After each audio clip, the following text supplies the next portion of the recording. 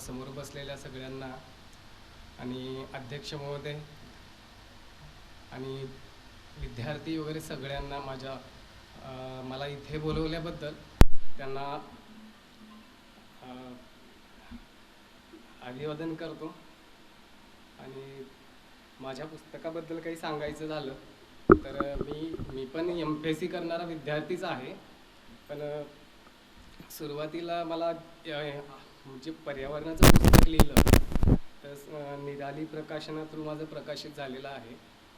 तर त्याबद्दल सांगायचं झालं तर हा प्रवास माझा खूप अवघड होता आणि त्याच्याबद्दल सांगायचं झालं तर मला आमिर शेख सरांनी आणि निराली प्रकाशनाचे जे काही आपले अजित पाटील सर आहेत, MPSC कॉम्पिटिटिव्ह एक्झामचे हेड जे आहेत, त्यांनी मला खूप मदत केली आणि सगळं श्रेय आमिर शेख आणि अजित पाटील सर या दोघांना जातं। आणि एवढे थँक्यू मला इथं बोलवल्याबद्दल।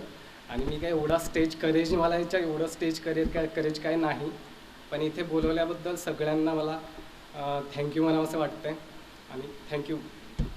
तर या ठिकाणी काशीनाथ सरांनी मला बोलण्याची संधी दिली त्याबद्दल मी संयोजकाचा आणि सरांचं पहिल्यांदा आभार व्यक्त करतो। आणि मी सुरुवातीला PSI किंवा स्पर्धा परीक्षेचा अभ्यास करत होतो, परंतु PSIचा अभ्यास करताना सिलेबस म्हणजे PSIचा अभ्यासक्रम, तर PSIचा अभ्यासक्रमामध्ये बरेचसे असे डिपार्टमेंटल PSIचे कायदे होते जे CRPC, IPC, एव्हिडन्स ॲक्ट, परंतु सर्वसामान्य व्यक्तींपर्यंत हे कायदे आजपर्यंत पोहोचलेले नाहीत। म्हणजे लोकांना फक्त माहीत असतं की भारतीय दंड संहिता CRPC, परंतु त्यामध्ये ॲक्च्युली काय दिले हे सर्वसामान्यपर्यंत पोहोचवण्यासाठी मी त्यावेळेस असा विचार केला की हे जे कायदे आहेत की जास्त करून ते गव्हर्नमेंटच्या लँग्वेजमध्ये असतात की ते सर्वसामान्य लोकांना ते समजत नाही। त्यावेळेस मी विचार केला की हे कायदे आपण सर्वसामान्य लोकांना समजतील अशा भाषामध्ये प्रकाशित करून जेणेकरून ते कायदे लोकांमध्ये पोहोचतील आणि लोक जागरूक होतील, त्यासाठी मी सुरुवातीला प्रयत्न केला होता आणि मला त्या चांगला प्रतिसाद मिळाला। आणि मार्केटमध्ये ABC महाराष्ट्रभर आपली प्राईम पब्लिकेशनची पुस्तकं उपलब्ध आहेत। म्हणजे माझा हाच एक मेन उद्देश होता की गव्हर्नमेंटचे कायदे सर्वसामान्य लोकांना सोप्या भाषेत समजतील आणि प्रत्येक व्यक्ती साक्षर म्हणण्यापेक्षा वकील होईल, असा माझा त्या पाठीमागचा उद्देश होता। तरी सरांनी मला बोलण्यासाठी संधी दिली त्याबद्दल धन्यवाद सर। धन्यवाद। आपल्याकडे आदरणीय कविता गुप्ता मॅडम आहेत, त्या मूळच्या आमच्या सोलापूरच्या आहेत। ज्यावेळेला आम्ही त्यांच्या स्कूलमध्ये गेलो खूप छान डिसिप्लिन ते मुलांकडनं करून घेतात। त्यांनाही विनंती आपल्या भावी विद्यार्थ्यांना 2 शब्द आपल्या स्कूलबद्दल माहिती द्यावी। आपण त्याने स्वागत करूयात आदरणीय कविता गुप्ता मॅडम। येत्या 28 तारखेला त्यांच्या स्कूलचं रिझल्ट आहे आणि अनेक विद्यार्थी ते घडवलेले आहेत। विशेष म्हणजे त्यांचे जे फाउंडर आहेत अत्रे मॅडम, त्यांना पद्मश्री देखील पद्मश्री पुरस्कार मिळाले आहेत। अशा या संस्थेच्या त्या मुख्याध्यापिका आहेत। धन्यवाद सर। शाळेत पोरांना 19 वर्ष झाले आम्ही घडवतोय, छोट्या पोरांना। त्यामुळे आम्हाला प्रायमरी सेक्शन स्टार्टिंग बेसिक पोरांचं आम्ही हे करून घेतोय। आणि त्या दिवशी सर आले, मोटिवेशनल स्पीच दिले, खूप बरं वाटलं। त्यामुळे मी सगळ्यांना सरांना पण धन्यवाद, तुम्हाला पण धन्यवाद देते। आम्हाला भरपूर काही शिकायला मिळतं। परत आम्ही पोरांना घडवतो, काय काय नवीन इम्प्लिमेंट करायचं असेल किंवा नवीन पोरांसाठी काय असेल तर मी 100% पुढं असते की नाही, आपल्या पोरांना काहीतरी आलंच पाहिजे। आणि आमचे संस्थेचे लोक आणि आमचे जे मेन प्रभाताई आहेत ते तर आम्हाला खूप साथ देतात आहे। त्यामुळे ते जरी नसले तरी त्यांचाही धन्यवाद आणि तुमचाही धन्यवाद। Thank you sir. कार्यक्रमासाठी आमचे मित्र तुपेकर अकॅडमीचे आदरणीय श्री धनंजय तुपेकर सर यांचं आगमन झाले, त्यांचं आपण टाळ्याने स्वागत करूयात। खरं तर काही माणसं खूप मोठी असतात। खाडेसाहेब तुपेकर सरांनी फेटा बांधण्याची विनंती। सोलापूर ही जगात भारी आम्ही नेहमी म्हणतो।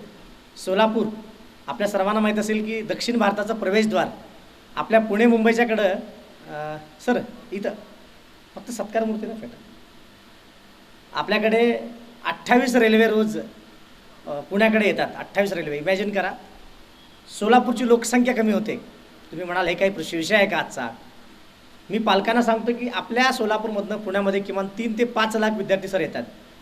UPSCसाठी येत आहेत, MPSCसाठी येत आहेत, बँकिंगसाठी येत आहेत किंवा आता NDA आहे, अशा अनेक गोष्टींसाठी येत आहेत. मग सोलापुरात काही महाराष्ट्र नाही का?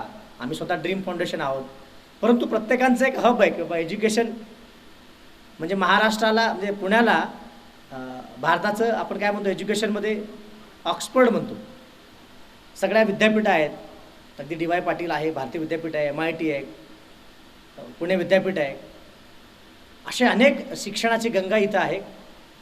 याच ठिकाणी पुण्यामध्ये आपल्या पहिल्या महिला पंतप्रधान आदरणीय इंदिरा गांधी शिकल्या हुजूर पागा आपल्याला माहिती आहे. अनेक सामाजिक चळवळी, सामाजिक सुधारणा या ठिकाणी झाल्या. पहिली महिलांची शाळा महात्मा फुलेंनी आणि सावित्रीबाई फुलेंनी याच पुण्यामध्ये सुरू केलं. लोकमान्य टिळकपासून आगरकरपासून अनेक संस्था, डेक्कन एज्युकेशन सोसायटी असेल, अनेक संस्था, फर्ग्युसन कॉलेज, SP कॉलेज, अनेक संस्था या आपल्या पुण्यामध्ये वाढीस आल्या.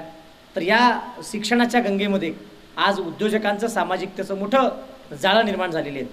अगदी आपल्या सर्वांना एक माहिती मिळावं आजच्या कार्यक्रमात थोडं स्वरूप सांगतो. पहिल्यांदा काही मान्यवर बोलतील. यामध्ये कॅप्टन आशा शिंदे मॅडम आपल्याला डिफेन्समधलं करिअर, मॅडमने त्यावेळेला महिलांसाठी मुलींसाठी कुठलंही हे नसताना, संधी जास्त नसताना कॅप्टन पदावरती रँक घेऊन त्यांनी मागील 20 वर्षे डिफेन्सच्या संदर्भात मुलांना मार्गदर्शन करतात. 374हून अधिक त्यांचे विद्यार्थी आज मोठ्या पदावर आहेत. दुसरी गोष्ट, आपल्याकडे आदरणीय ॲडव्होकेट गणेश सिरसट सर इथं आहेत.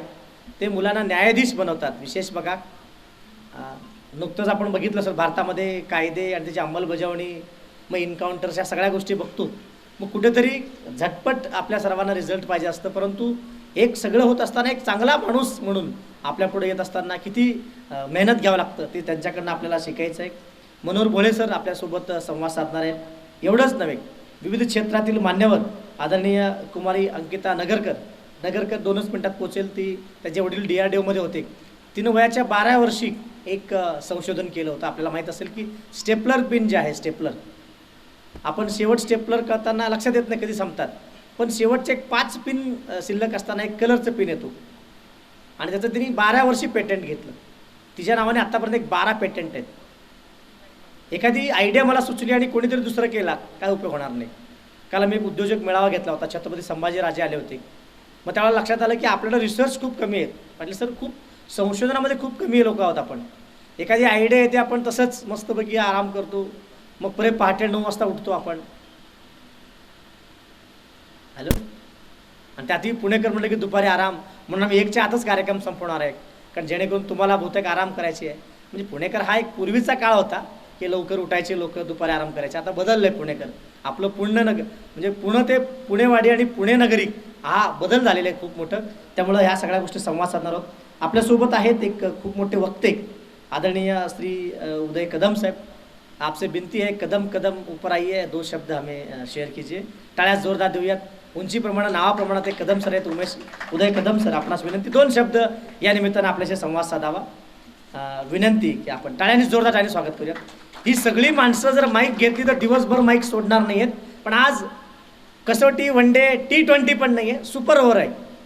त्यामुळं मुख्य वक्ते T20 सारखं आपल्याशी बोलतील. मी कदम सर विनंती करतो की 2 शब्द संवाद साधावा.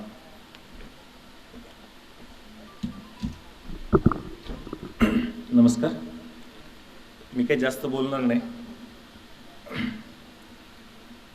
ड्रीम फाउंडेशन नेहमी सतत कार्यरत असतं आणि त्यांच्या कार्याला आमच्या खूप खूप शुभेच्छा. मी गेली 10 वर्ष या क्षेत्रामध्ये अध्यापन करतो. मराठी व्याकरण हा माझा विषय आहे आणि आत्ता जे परिचित पुस्तक आहे मोरा वाळंबे, या पुस्तकाचं जे नवीन आवृत्तीमध्ये 40 पानाचं ॲडिशन आहे ते मी आत्ता केलेलं आहे आणि बाकी काही पुस्तक आहे.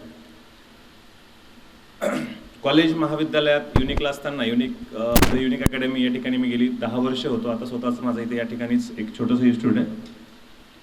सरांचा परवाला फोन आला की असं असं आहे. आता मला माहीत नाही, आमचे आमिर शेख सरांनी कॉल केला की सर असं असं आहे त्या कार्यक्रमाला तुम्हाला यावं लागतं. आणि 30 तारखेला आमची परीक्षा आहे. त्याच्यानंतर पुढचं जे काही लेक्चर्स आहेत ते करणं गरजेचं आहे. सरांना मला एक थोडा वेळ येतो आणि निघून जातो. इथं बरेचसे मान्यवर आहेत त्यामुळे मी काही बोलणार नाही. फक्त माझी एक छोटीशी ओळख तुम्हाला मी सांगितलेली आहे, कारण की हा माझा काही विषय याच्यामध्ये नाही आहे. सरांनी फक्त रिसर्चच्या बाबतीमध्ये सांगितलं होतं, तर त्या बाबतीत मला वाटतं की ॲग्री क्षेत्र जे आहे म्हणजे शेती संदर्भातला जो विषय आहे तिथे काम करण्यासारखं खूप मोठं आहे आणि भविष्यात त्याचंही मलाही मार्गदर्शन लागणार आहे, कारण मी त्या गोष्टीमध्ये उतरणार आहे. सर खूप खूप धन्यवाद. मी काही जास्त बोलत नाही. थँक्यू. मार्गदर्शनानं लाखो हजारो विद्यार्थ्यांना प्रभाव पाडणारी काच वक्ते आज आमच्यात आहेत. देवांनी अनमोल रत्न मोजकीच बनवलेली आहेत, त्यातील काही रत्न आज आमच्यात आहेत. आमच्यामध्ये जलशुद्धीकरण, नदी स्वच्छता, तुम्ही सगळे जे घाण करताना पुण्यामध्ये, तुम्ही म्हणजे वैयक्तिक घेऊ नका, इंडिव्हिज्युअल, आमच्या सोलापूरला येतं 117 TMची आमची उजनी. धरण आहे उशाला, कोरड आपल्या घशाला. आमच्याकडे 7 दिवसात 4 दिवसात पाणी मिळतं. धरण फुल भरलेलं आहे. एवढी छान प्रशासन उदय सर आपण तयार करतो की अगदी अजगरासारखं सुस्त आपली प्रशासन झालेली आहेत. मी जाहीरपणे पहिल्यांदा बोलतो कचरे साहेब की आपल्याकडे हे गोष्ट आलेली आहेत. मुठा नदी इतकी स्वच्छ आहे की आपण असं उंजळीनं पाणी घेतलं तर प्यायला येतं आपल्याला, होय ना? एवढी स्वच्छ पाणी आहे. जायकानी हजारो कोटी जरी दिले तरी हात टेकलेले आहेत पर्यावरण मंडळ. आम्ही काही करू शकत नाही. का बरं होतं असं? कारण कुठेतरी जबाबदारी आपण थोडीशी पोकळी निर्माण झालेली आहेत. कॅप्टन शिंदे मॅडम, आपणास विनंती, आपण व्यासपीठावर बसूया. मी गणेश शिरसाट सर विनंती करतो आपण व्यासपीठावर यावं. आदरणीय सुनील चव्हाण सर, आपणास विनंती, आपण व्यासपीठावर यावं. म्हणजे आपण प्रोटोकॉलनं सुरू करूया कार्यक्रम. आपण टाळ्यानं स्वागत करूयात. 3 पाहुणे सत्कार मूर्तींपैकी कोणी आला असेल तर कृपया पुढे यावेत. सत्कार मूर्ती, आजचे विशेष सत्कार मूर्ती म्हणून आलेले कृपया पुढे यावेत. आसन ग्रहण करावं, जेणेकरून सभेच्या संकेतानुसार आपण सुरू करूयात. मी शैलेंद्र पटेल सर यांची थोडी ओळख करून देतो. ते डिफेन्समध्ये पण काम केले, नंतर पर्यावरणाला वाहून घेतले म्हणजे काय, जिथं दिसेल नदी स्वच्छता किंवा जल पुनर्भरण, विहीर स्वच्छता, विहीर पुनर्भरण असे घेतात. येत्या मागच्या 1 महिन्यामध्ये 22 तारखेला जलदिन होतं. येत्या 22 तारखेला अर्थ डे, पृथ्वी दिवस आहे. तर या संदर्भात 2 शब्द आमच्या सगळ्या युवकांना, कारण एक आम्ही नेहमी संकल्प करतो की कचरा तयार करायचा नाही. आमच्याकडे गाणं आहे, गाडीवाला आया आहे तो कचरा निकाल. माझी मुलगी म्हणत नाही की गाडीमध्ये एकही कचरा आमच्या घरातनं जात नाही. आमचं छोटंसं टेरेस गार्डन आहे, आमच्या घरातच अनेक गोष्टी आहेत. शेत तसं आहे शेतात, पण घरी पण आम्ही गार्डन तयार केला खूप छान. आणि विशेष म्हणजे आमच्या घरात आता इथं पण बघा, आम्ही कचरे सेपरेट ठेवून एका ठिकाणी रिसायकलिंगला पाठवतो. आमचे विनोद बोधनकर सर येतील, तेही या संदर्भात सागरमित्र उपक्रम घेतात. भविष्यामध्ये साक्षर कुणाला म्हणूयात, जे कचरा निर्माण करणार नाही. आता आम्ही चहा जरी पिला, आमची पोरं तर ते कप खिशात घालतात आणि नेऊन टाकतात. ही संकल्पना आज येते मित्रांनो. आम्ही नदीमध्ये पाणी पाहिलं, नंतर विहिरीमध्ये बघितलो, ओढ्यामध्ये बघितलो, आम्ही बाटलीमध्ये पाणी बघतो. भविष्यात पोरं पाण्याचे बॉल बघतील, कारण पाणी मिळणार नाही सर. जी गोष्ट निर्माण करू शकत नाही ते नाश करण्याचा आम्हाला अधिकार नाही. त्यामुळं विनंती राहील की या संदर्भात मी आदरणीय शैलेंद्रजी पटेल साहेब, आपणास विनंती, ड्रीम फाउंडेशनचे संस्थापक संचालक, 2 शब्द सर्व पुणेकरांना आपलं मार्गदर्शन करावं. आणि अनेक पाहुणे तोपर्यंत येतील. तीन मूर्ती बसल्या, पण टाळ्या आपण देऊया त्यामुळे. आणि ट्रॅफिक पुण्यात खूप कमी असतो म्हणजे, त्यामुळं लोक यायला थोडा उशिरा होतो. त्यामुळे तुम्हाला समजून घ्या जरा. यस.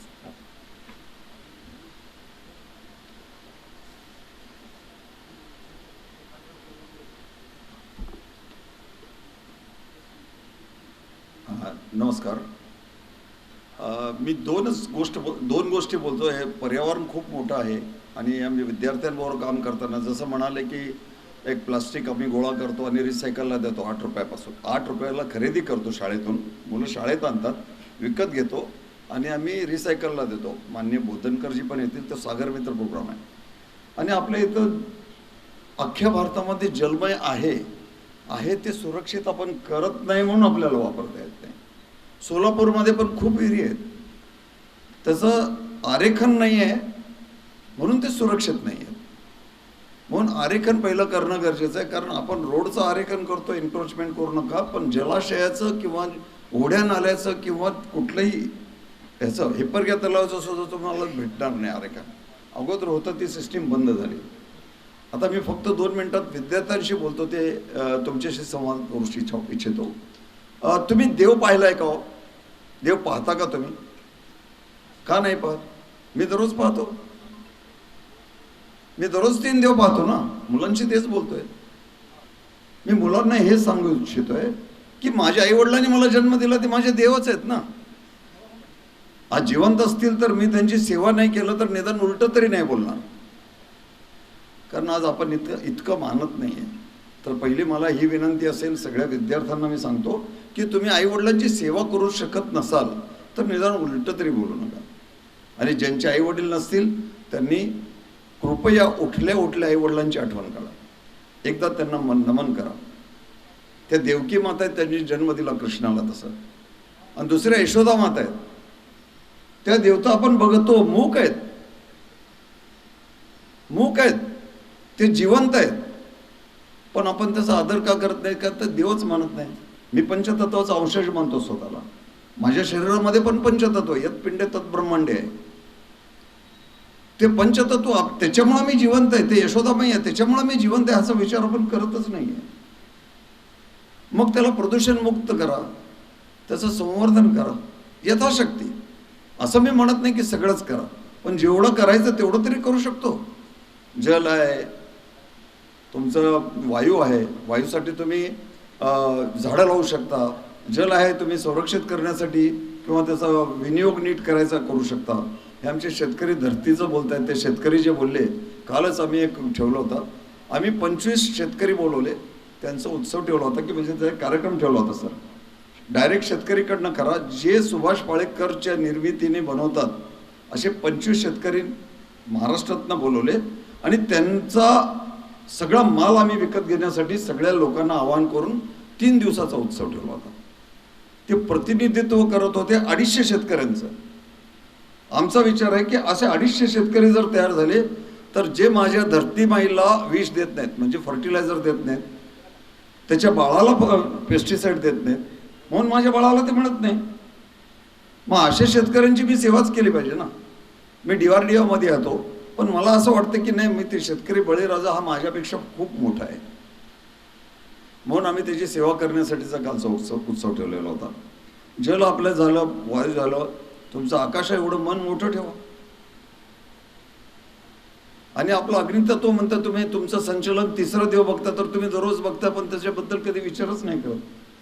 एवढं जिजा जागता सूर्य आहे, तो नसेल तर तो प्रदूषणमुक्त सूर्य खाऱ्या पाण्याला गोड पाणी करूच शकला नसतं. तोच आहे ना, जमिनीला उर्वरितता देतो तोच आहे ना, तुमच्या पिकामध्ये दाणे भरतो तोच आहे ना, आणि तुम्हाला दिशा देणारा, ऊर्जा देणारा तोच आहे. तर त्याला एकदा नमन करत जा, तो तुमचं संचालन करतो. तर माझी एवढीच विनंती असते की ज्या लोकांमुळं आपण आहोत त्याची पहिल्यांदा जाणीव आणि स्वतःला विचारा आणि त्याची जाणीव करून त्याचा रिस्पेक्ट करा आणि यथाशक्ती त्याची सेवा करण्याचा प्रयत्न करा. मी सुद्धा जलदेवता सेवा अभियान चालवतो. जलदेवता सेवा अभियान म्हणण्यापेक्षा पंचतत्वाची सेवा करणाऱ्या व्यक्तीचा सेवक म्हणून मी कार्य करतो. धन्यवाद.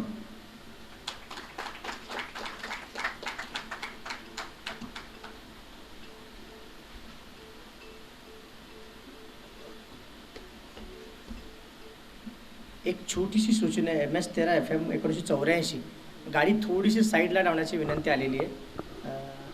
आपलंच आहे का? हां, MS13 1984. माझा जन्म 81 आहे, त्यामुळे 84ची गाडी थोडं बाजूला ठेवण्याची विनंती, कारण कसा अडथळा येतो.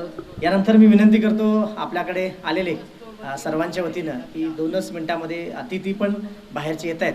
आपण एक शाहीर आहेत, शाहीर रमेश खाडे सर. बघा सोलापूरकर किती मल्टी डायमेन्शन, म्हणजे बॉलिंग, बॅटिंग, फिल्डिंग, त्यानंतर ऑर्गनायझिंग, असं कधी ऐकलं का तुम्ही? पण आपल्या सोलापूरला आहे. तर आपल्याकडे शाहीर रमेश खाडे सर आहेत. त्यांना विनंती की एक छानसं पोवाडा विद्यार्थ्यांमध्ये एक स्फुल्लिंग चेतावं यासाठी आपण एक पोवाडा छत्रपती शिवरायांचा, शिवाजी महाराज ते 12व्या शतकातील बसवेश्वर यांच्यापर्यंत हा प्रवास. मुळे साहेब आपल्याशी विनंती आपण बसावं. मी विनंती करतो, टाळ्याने स्वागत करूयात शाहीर रमेश खाडे सर. कृपया आपल्याला नाही कंजूसी टाळ्यामध्ये देऊ नका जरा.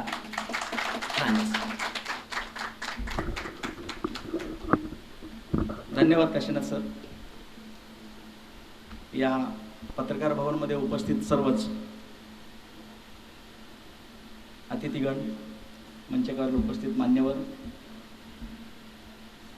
सर्वांना मानाचा मुजरा करून काशीनाथ सरांनी सांगितल्याप्रमाणे एक छोट्याशा पोवाड्याची झलक मी आपल्यासमोर सादर करतो. एका रात्री सह्यागिरी हसला,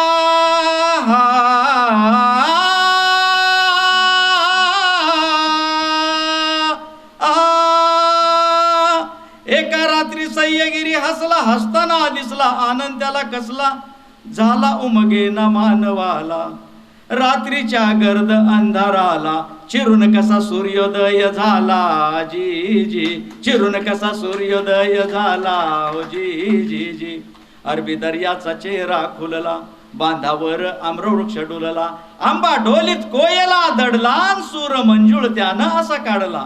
पोपटांचा थवा गात उडला, चिमण्यांनी चिवचिवाट केला, हर्ष मयुराने टाहो फोडला. पोपटांचा थवा गात उडला, मग बोध मानवा झाला, मानवा झाला जी जी, मानवा झाला जी जी जी. सूर्य नव्हता शिवबा जन्मले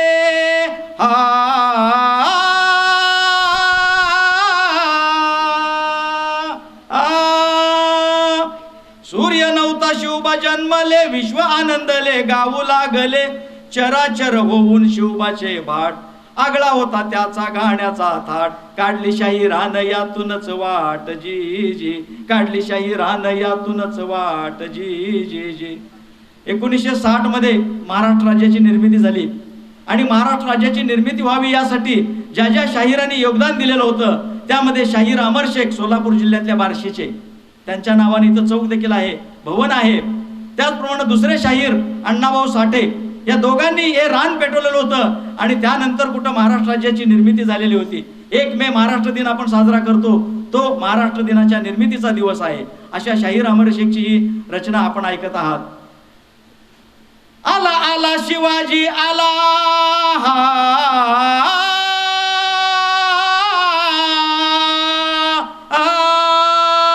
आला आला शिवाजी आला, अरुणोदय झाला लाल जनतेला जिजाईनं दिला. योग्य समयाला मराठ्यानं करार जय जयकार, थोर त्या आईचे उपकार, नाही असं आमच्यानं फिटणार जी जी, नाही असं आमच्यानं फिटणार जी जी जी. महाराष्ट्राच्या दऱ्याखोऱ्यात सिंहाचा छावा, हा हा सिंहाचा छावा, पळता थोडी भुई शत्रूला दावी गनिमिकावा, हा हार जी जी. आणि अशा या छत्रपती शिवाजी राजांचा गनिमी काव्यांचा इतिहास आपण सगळे ऐकलेले आहात, आजपर्यंत जाणलेले आहात. आणि अशा या महाराष्ट्राचा कणखर नेता छत्रपती शिवाजी राजा, ज्या वेळेला जन्मोत्सवाच्या माध्यमातून आम्ही पोवाड्याचे कार्यक्रम करतो त्यावेळेला 3 वेळेला जयंती साजरी केली जाते राजांची. राजे रोज जन्माला येत आहेत, परंतु या देशातला अंधकार कमी करणारी जी स्वातंत्र्यवीरांची चळवळ आहे, लोकहितवादींची चळवळ आहे, मग शिक्षण सम्राटांची चळवळ आहे, ती मात्र गतिमान झाली पाहिजे. आणि शिक्षणाच्या माध्यमातूनच सगळा समाज डोळसपणे काम करू शकणार आहे. आणि म्हणूनच असाच शिवाजी आज देखील आम्हाला पाहिजे, असं शाहीर अमर शेख शेवटच्या चरणामध्ये मातात. आजही हवा मज असाच शिवबा माझा, आजही हवा मज असाच शिवबा माझा, तो समाजवादी महाराष्ट्राचा राजा. तो राजा कसला लोकशाहीचा कलिजा, तो असून राजा समाजवादी सरजा, तो असून राजा समाजवादी सरजा. मुजरा माझा या महान संस्कृती बुरजा, मुजरा माझा या महान संस्कृती बुरजा, मुजरा माझा या महान संस्कृती बुरजा. शाहिरानं साज चढविला,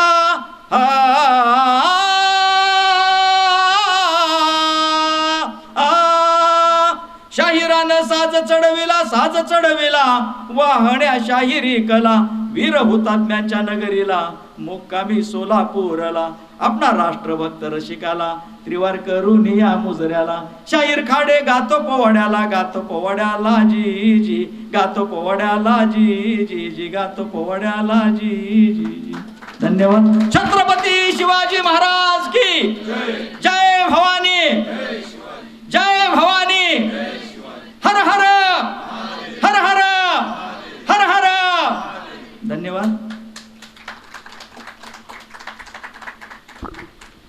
धन्यवाद आदरणीय शाहीर खाडे साहेब. पूर्वी महाराज ज्या वेळेला लढायला जायचे, जिंकून आले, नक्कीच सर्वांना प्रेरणा मिळावा म्हणून पोवाडा, नवीन नवीन किल्ले जिंकण्यासाठी मागील 1 तास आपण संवाद साधतोय, पण मुख्य कार्यक्रमाचं उद्घाटन आपण करून घेऊयात. सोलापूरच्या मातीतून आम्ही पुण्यामध्ये आलो 20-1 वर्षांपूर्वी शिक्षणासाठी म्हणून आलो. मग स्पर्धा परीक्षेचा प्रवास, मग उद्योग व्यवसायाचा प्रवास आणि आता एक नवीन उपक्रमांचा प्रवास जे आमच्या काळात आम्हाला मिळालं नाही आहे ते नवीन पिढीला देण्यासाठी आमचा उपक्रम असतो. मी सुरुवातीला थोडीशी ओळख करून देतो पाहुण्यांची. आपल्या व्यासपीठावरती जे आजचे प्रमुख वक्ते आहेत आदरणीय कॅप्टन आशा शिंदे मॅडम, एकदा जोरदार टाळी मॅडमसाठी देऊयात. त्याचबरोबर एक सत्कार मूर्ती आणि विशेष युवा शास्त्रज्ञ आणि युवा मार्गदर्शिका आमच्या भगिनी कुमारी अंकिता नगरकर यांच्यासाठी आपण टाळ्या जोरदार देऊयात. त्याचबरोबर आमचे दुसरे मार्गदर्शक जे खूप युवकांसाठी मोटिवेशन नेहमी स्पीच देतात, पण सोलापूरला देखील मागच्या आठवड्यामध्ये ज्यांचा कार्यक्रम झाला संविधान दिनाच्या, त्याचबरोबर डॉक्टर बाबासाहेब आंबेडकर जयंतीचा, आदरणीय ॲडव्होकेट गणेश शिरसाट साहेब आपण जोरदार टाळ्या देऊयात. आपले संयोजक ज्यांची आमची खूप कमी दिवसामध्ये ओळख झाली, ते सोलापूरला 2दा आले, तिथं कार्यक्रम झाला, कार्यशाळा झाला, जबरदस्त ते मोटिवेशन करतात. वैद्यकीय क्षेत्रामध्ये निसर्गोपचार नॅचरोपॅथी या विषयावरती खूप मोठा गाढा अभ्यास आहे.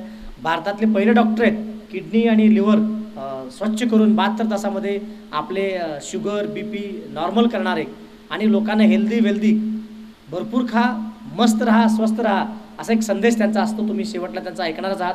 त्यांचे आपण टाळ्या देऊयात आदरणीय डॉक्टर सुनील चव्हाण सरांसाठी. मी मनोहर भोळे सरांच्या वतीनं विनंती करतो, पुष्कर दांडेकर सर आपण व्यासपीठावर यावं. आमचे दुसरे संयोजक मनोहर भोळे सर, काही प्रकृती अस्वस्थामुळं काही माणसं जरा आम्हाला निरोप दिले आहेत ऑलरेडी, मग त्यांचंही या ठिकाणी आपण स्वागत करूयात. मी व्यासपीठावरील पंचमहाभूतांना म्हणजे 5 मान्यवरांना विनंती करतो की आपण उद्घाटन करावं. शैलेंद्रजी पटेल साहेब आपणाशी विनंती आपण व्यासपीठावर यावं. दीप प्रज्वलन करून आणि समतेचे नायक महात्मा बसवेश्वर यांच्या पुतळ्यास पुष्पहार अर्पण करून मी नरसिंग मुळे साहेब आपणाशी विनंती करतो की 2 शब्द पुढे यावं त्यांना घेऊन. आदरणीय पाटील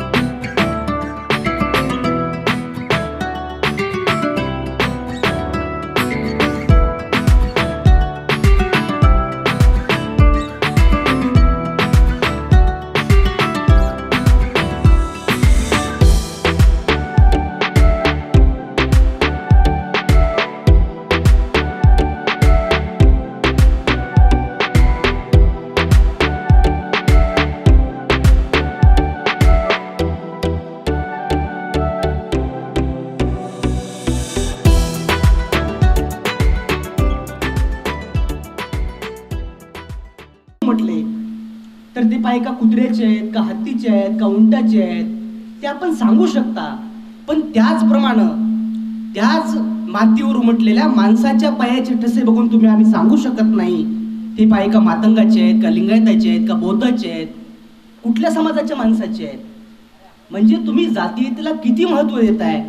मानव महान आहे, मानव समान आहे हा क्रांतिकारी नारा महात्मा बसवण्यांनी 12व्या शतकात दिला. आज आपण विज्ञानवादी व्यवस्थेमध्ये जगत असताना बहुदेव उपासना सगळीकडे ओकाळलेली आहे. आपण सगळ्या देवदेवतांची पूजा करत आहोत. असाच एक बसवण्याच्या जीवनातला छोटासा प्रसंग होता. इथे महिला भगिनी आहेत, घरामध्ये आपण विविध देवदेवतांची उपासना करत असता. बसवण्णा देखील सनातनी वैदिक कर्मकांडाच्या कुटुंबामधून पुढे आले होते. बसवण्णा एका दिवशी घरामध्ये जातात आणि वडील त्यांचे देवाची पूजा करत असतात. बसवण्णांना अंगणामध्ये खेळून खेळून तहान लागलेली असते. बसवण्णा मध्ये जातात आणि आईला म्हणतात, आई आई मला तहान लागली, प्यायला पाणी दे ग. असं म्हटल्यानंतर आई म्हणते, तुझे वडील देव घरामध्ये पूजा करत आहेत, त्यांची पूजा झाल्याशिवाय तुला प्यायला पाणी मिळणार नाही. बसवण्णा पहिल्यांदा वाट बघतात, 10-15 मिनिटं वाट बघतात, दुसऱ्यांदा वाट बघतात, परत जातात. आई आई मला तहान लागली, प्यायला पाणी दे ग, माझा जीव जातोय की काय. असं म्हटल्यानंतर सुद्धा आई म्हणते, आई तुझे वडील देवघरामध्ये पूजा करत आहेत, त्यांची पूजा झाल्याशिवाय तुला प्यायला पाणी मिळणार नाही. अशा वेळी बसवांना वैतागून बाहेर येतात आणि अंगणामध्ये 1 खड्डा 2 खड्डा असे अनेक खड्डे खोदतात पाण्यासाठी. आणि त्यावेळी बसवनांचे वडील पूजा करून त्या पूजेचं पाणी बाहेर अंगणामध्ये टाकण्यासाठी येतात. आणि त्यावेळी बसवनाला म्हणतात, बसवण्णा हे तू काय करतोयस, हे किती खड्डे तू खोदलेस. अशा वेळी बसवण्णा म्हणतात, बाबा तहान लागली होती, मला पाणी प्यायचं होतं. आणि अशा वेळी तुम्ही पूजा करत होतात आणि मला आई प्यायला पाणी देत नव्हती. त्यामुळे पहिला खड्डा खोदला, पाणी लागतंय का बघितलं, दुसरा खड्डा खोदला, पाणी प्यायला मिळते का बघितलं. असे मी 50 खड्डे खोदले. त्यावेळी बसवण्णांचे वडील म्हणतात, अरे एवढे खड्डे खोदण्यापेक्षा 1 खड्डा खोदला असतास तर तिथं पाणी लागलं असतं आणि तुला प्यायला पाणी मिळालं असतं. त्यावेळी बसवांना म्हणतात, बाबा तुमचं खरं आहे, मी 1च खड्डा खोदला असतं तर प्यायला पाणी मिळालं असतं. त्याप्रमाणे तुम्ही एवढ्या देवांची पूजा करण्यापेक्षा सृष्टीच्या निर्मात्या एका परमात्म्याचा जर आपण पूजा केली असती तर आपल्याला देखील देव प्रसन्न झाला असता. हा एकेश्वरवाद महात्मा बसवण्याने आपल्या सिद्धांतातून आणला. आणि तोच एकेश्वरवाद महात्मा ज्योतिबा फुल्यांनी निर्मिकाची निर्मिती मान्य करून सृष्टीकर्त्याला त्यांनी निर्मिक मानलं. आणि त्यांनी देखील महात्मा बसवण्यांचा विचार पुढे नेण्याचा प्रयत्न या पुरोगामी पुण्यातून केला. या पुण्याला एक आदर्श परंपरा आहे आणि त्याच विचाराचं प्रतीक डॉक्टर बाबासाहेब आंबेडकर होते, ज्यांनी घटनेच्या माध्यमातून तुम्हाला अस्तित्व दिलं, सन्मान दिला, स्वाभिमान दिला, एक सन्मानाचं जगणं दिलं. आज आपण सन्मानानं स्वाभिमानानं हे देशातला जो काही वैदिक वाट असेल, जे काही अन्याय आहेत त्याच्यावर असतील, महिला ज्या सन्मानपूर्वक इथे जगू शकत आहेत, आम्ही अशा परिस्थितीमध्ये हा एकेश्वर मांडू शकतोय, तो केवळ आणि केवळ डॉक्टर बाबासाहेब आंबेडकरांमुळे मांडतोय. या सर्वच महापुरुषांना मी विनम्र अभिवादन करतो. आणि त्याचबरोबर हा कार्यक्रम ज्यांनी अतिशय स्तुत्य भावनेतून घडून आणला ते आदरणीय काशीनाथ भतुगनी सर यांनाही मी मनपूर्वक धन्यवाद देतो. आणि कार्यक्रमाला वेळ होत चाललाय. मी देखील इथंच पुण्यामध्ये लॉची तयारी करतोय. स्टडी पॉईंटला बसलो होतो, अचानक सरांनी बोलवले आणि या ठिकाणी आलो. मलाही आपल्याला सगळ्यांना भेटून या कार्यक्रमामध्ये सहभागी होऊन पुन्हा एकदा विचाराची नवी ऊर्जा आपण नक्कीच घेऊन जाल आणि महापुरुषाच्या विचारावर जगणं आपण समृद्ध कराल अशी आशा व्यक्त करतो. माझ्यापेक्षा कोणी लहान नाही, तुम्हा शिवभक्तांपेक्षा कोणी महान नाही. माझे मन साक्षी, आपले चरण साक्षी. धन्यवाद. शरणू शरणार्थी.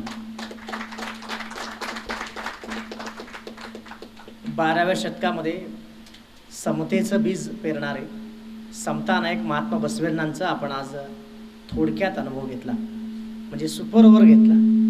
तुमच्यामध्ये एक उत्सुकता निर्माण व्हावी. महापुरुषांना डोक्यावर कधी घ्यायचं नसतं, डोक्यात घ्यायचं असतं. आमचा संकल्प ड्रीमचा. आम्ही कधीही महापुरुषांना डोक्यावर नाही घेतलं, डोक्यात घेतलं. कारण डोक्यात घेतल्यानंतर ते डोक्यातनं आपल्या मनात येतं, तिथून क्रांती होते. माझ्या गावामध्ये 2 नदी आहेत, भीमा आणि सीना. प्रचंड पाणी आहे, तरी मी पाणी बचाव यावर कार्यक्रम करतो. माझ्या शेतामध्ये तुम्ही आलात तर 50-60 तुम्हाला प्रकारची फळं दिसतील. मी ऊसाला कोयता लावला, म्हणजे ऊस घेत नाही आहे. ते ऊस म्हणजे आळशी पीक म्हणतो. 2 रुपये किलोने विकतो आणि ते त्याच्या 1.5 महिने पैसे दे म्हणतो आपण. खाडेसाहेब इथं समोरचे 3 माणसं ना. आत्ताच या ठिकाणी आपल्या कार्यक्रमासाठी आदरणीय नारायण इनामदार साहेब, त्याचबरोबर दादा बापकर साहेब, स्नेहल मांडवकर मॅडम आणि अनेक यांचं या ठिकाणी आगमन झाले. त्यांचं मी मनपूर्वक स्वागत करतो. मी मगाशी म्हणालो की काळाची गरज आहे. सिर्फ हंगामा खड़ा करना हमारा मकसद नहीं है, कोशिश इतनी है की सूरत बदलनी चाहिए. आलेल्या पाहुण्यांचं स्वागत आणि सत्कार करणं आमची परंपरा आहे. सुरुवातीला मेलगे साहेब एक सन्मानचिन्ह आपण देऊन स्वागत करूयात. सुरुवातीला आदरणीय गणेश सिरसाट साहेब, सुप्रसिद्ध वकील साहेब. वकिलांना पहिला सन्मान केलं की आपली वकिली घेतात ते कामाची, सामाजिकेची. बाबासाहेबांनी वकिली केली, सर्व समाजाची वकिली त्यांनी घेतली, म्हणून 18 पगार जातीपासूनचे सर्व बहुजन आज मोठ्या मानाने येत आहेत. मी विनंती करतो आदरणीय चव्हाण साहेब, आपण आज की गणेश सिरसाट साहेब यांच्या या ठिकाणी आपण सन्मानचिन्ह आणि एक सन्मानपत्र आपण देऊन सन्मान करावा.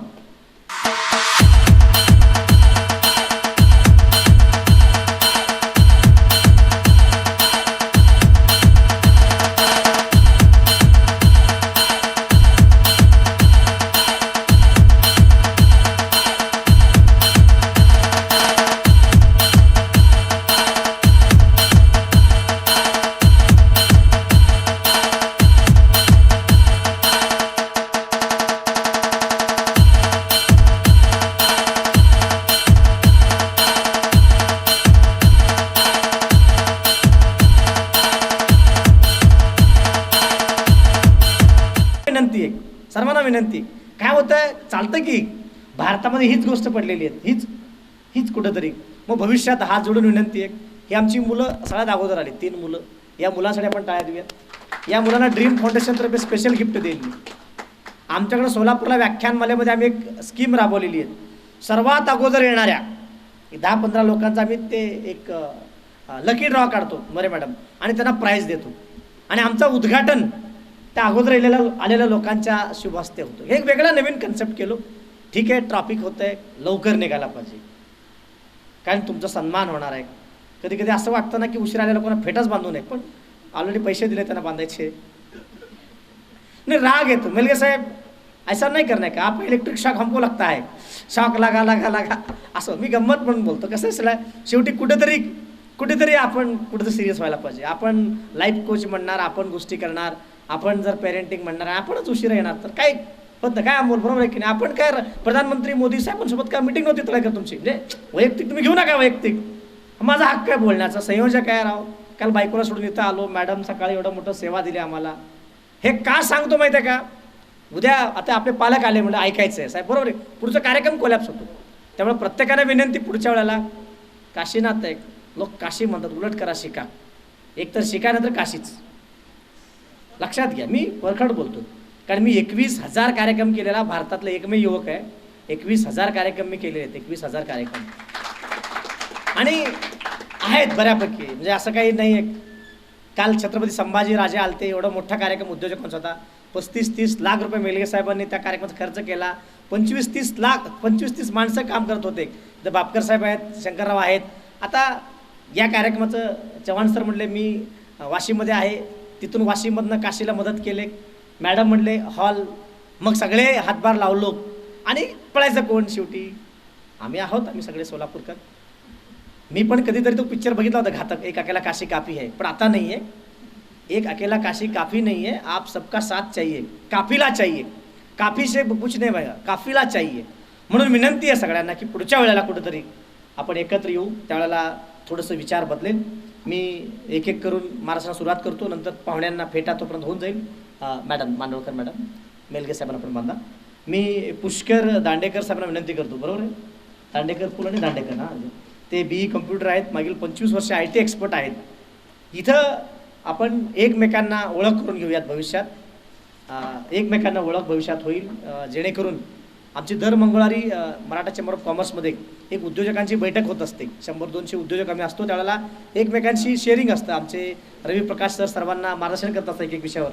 बरोबर 10ला म्हणजे 10ला, आणि 1 तास नंतर चहा, नंतर संवाद असतं, शेवटी सन्मान असतो. असं आपण या माध्यमातून भेटूयात. मागील 7 वर्ष टीचिंग एक्सपिरियन्स आहे. टीम मेंबर आहेत ते राजमुद्रा अकॅडमी, आमचे मनोहर बोळे सर जे आमचे बंधुराज आहेत, आणि इंटरनॅशनल चेस प्लेयर आहेत. चेकमेट करा सगळ्यांना. आपल्या आयुष्याचं सगळ्यात आवडतं काय सगळ्यांना, की घोड्याची चाल पण असते, हत्तीचं सरळ पण जाणं असतं. वजीर नावाचा प्रकार असतो बघा, वजीर कसंही जातो. राजाला फक्त एकच पाऊल जाता येतं, पण वजीर नावाचा असतो. मग आमचे वजीर पुष्कर दांडेकर सर, आपणास विनंती, मनोहर भोळे सरांच्या वतीनं आपल्या सर्व भोळे भावडे श्रोत्यांना मार्गदर्शन करावं. जोरदार आपण स्वागत करूयात. आदरणीय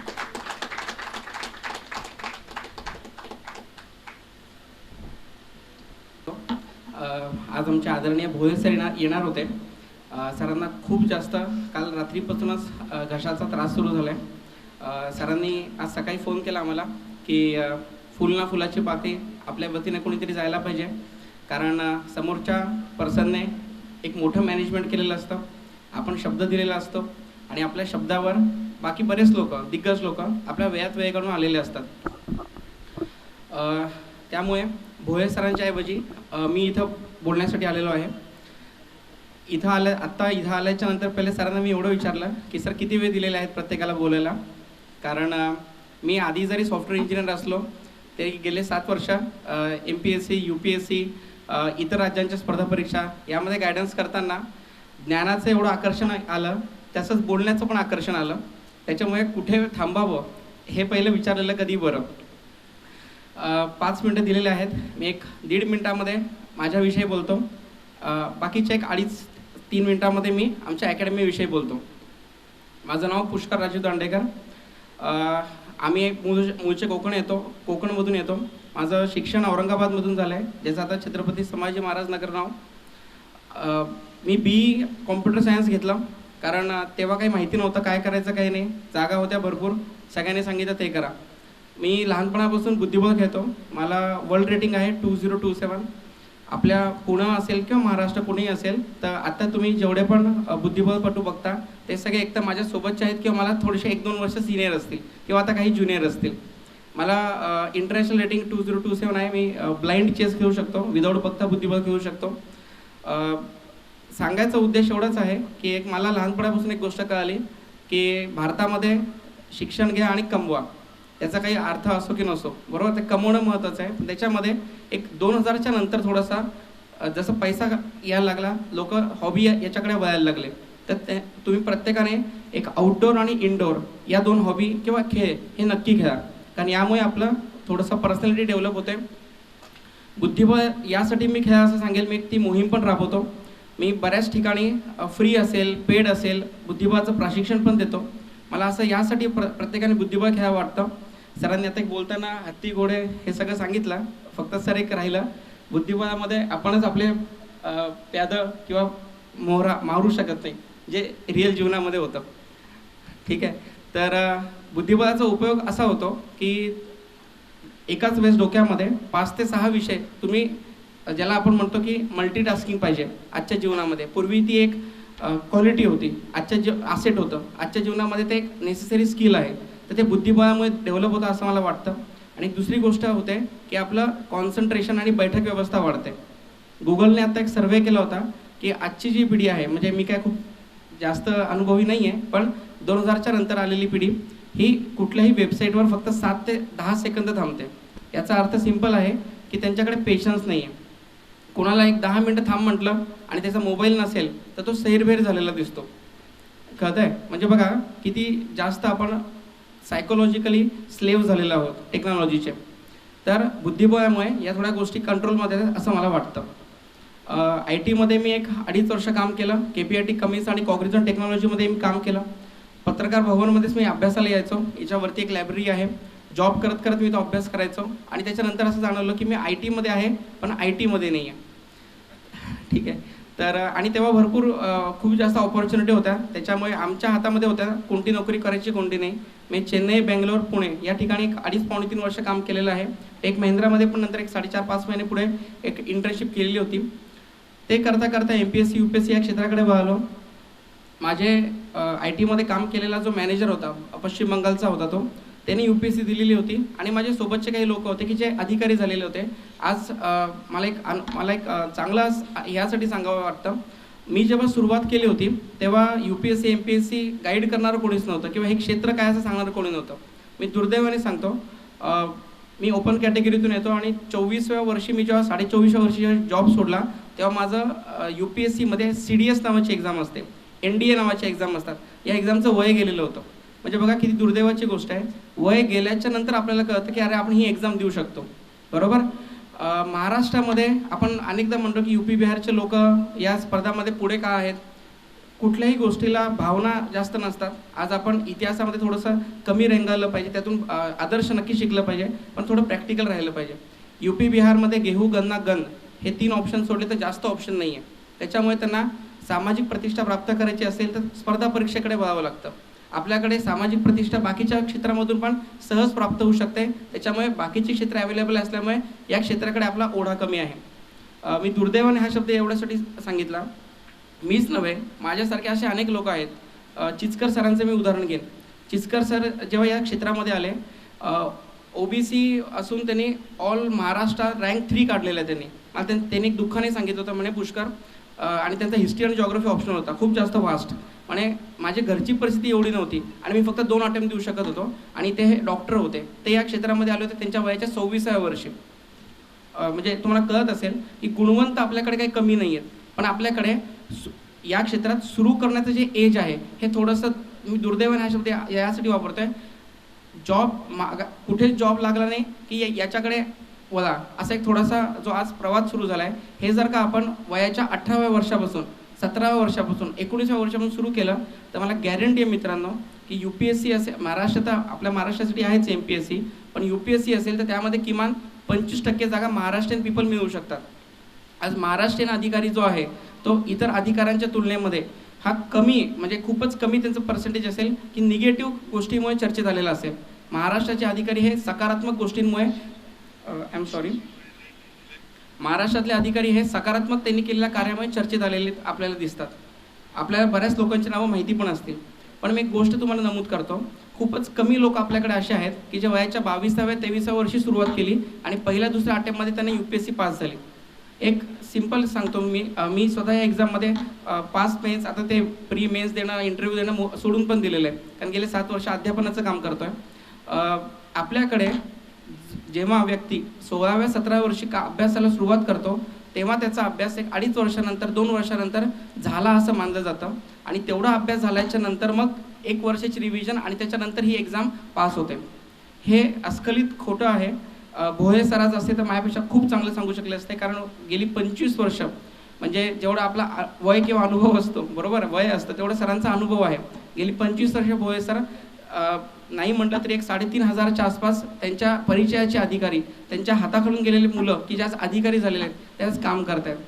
नांदेडमध्ये मी सरांच्या अंडर शिकवलं जातो. नांदेडचे सरांनी मला जॉग्रफी विषय शिकवलेला आहे. राऊत साहेब जिल्हाधिकारी आहेत ते नांदेडचे. तर सांगायचा एक मुद्दा असा आहे की जेव्हा आपण असं म्हणतो UPSC MPSC पास करायची, कित्येक विद्यार्थी पास करतात, तू का नाही होत? तर सगळ्यात पहिले एक वस्तुनिष्ठ पाहिलं पाहिजे, हे पास आणि फेलचं क्षेत्र नाही आहे. पास आणि फेल आपण 11वी-12वीला म्हणू शकतो. जर 10 लाख लोक बसत असतील, सरकारने 10 लाख जागा काढल्या, सगळेच पास होणार आहेत. हे पास फेलचं नाही आहे. सरकारला जेवढ्या जागांची आवश्यकता होती त्या मेरिट लिस्टमध्ये जी DOPT किंवा सामान्य प्रशासन विभाग मुख्यमंत्र्याकडे किंवा DOPT PM-कडे ही लिस्ट पाठवत असते, त्या लिस्टमध्ये आपलं नाव सिलेक्शन आहे की नाही याच्यावरून फक्त नोकरी देण्याचं एक साधन आहे. याच्याकडे थोडंसं जेवढं प्रॅक्टिकली बघता येईल तेवढी ही एक्झाम लवकर पास होते. जर आता आपण असा विचार थोडासा आपल्याकडे आहे की UPSC MPSC अधिकारी म्हणजे एकदम राजदूत आहेत, देवदूत आहेत, परंतु ते देवदूत कसे होतात ही एक प्रोसेस समजून घेतली पाहिजे. अनेक लोक म्हणतात की आम्ही 1 वर्षात, 2 वर्षात, 3 वर्षात करू का? काही लोक म्हणतात क्लास लावावा लागतो का? मी प्रॅक्टिकली एक्झाम्पल सांगतो, एकदम प्रॅक्टिकली सांगतो. माझा किंवा आमच्या अकॅडमीचा याचा कुठलाही यात लवलेश नाही. आज एक्झाम एवढी जास्त टफ झाली आहे की कोणाला कोणाचा गायडन्स घेतल्याशिवाय ही एक्झाम पास होता येत नाही. ऑफकोर्स 1% लोक नक्कीच असे आहेत की ते विदाऊट गायडन्सचे पण पास होतात, पण ते 1% आहेत. आणि हे कशामुळे झालं आहे? आज डॉक्टरकी करणारा असेल ना तर BA करणारा असेल, सगळेजण UPSC जिल्हाधिकारी पद असेल नाही तर तलाठ्याचं पद असेल, सगळे फॉर्म भरतात, बरोबर. याच्यामुळे काय होतं, ती जी कुठल्याही एक्झामसाठीची जी काठिण्यता पातळी असते ती खूप जास्त वर येऊन जाते, खूप जास्त. पहिले अशी काही पुस्तकं होती की जे UPSCचे विद्यार्थी वाचायचे. आज तीच पुस्तकं सगळे क्लास 2 करणारे किंवा PSI STI करणारे, कंबाईंड करणारे पूर्व ती पुस्तकं वाचतात. अजून काही वर्षानंतर असं होणार आहे की UPSCच्या पण वरती जे काही पुस्तकं आहेत त्या स्टँडर्डच्या वरची पुस्तकं ती इतरही शाखातले विद्यार्थी वाचायला सुरुवात करतील. यामुळे प्रत्येक वर्षाचा कट ऑफ वर येत जातो. इथे तुम्हाला कोणाला ना कोणाचं एक चांगलं गायडन्स मिळणं गरजेचं आहे.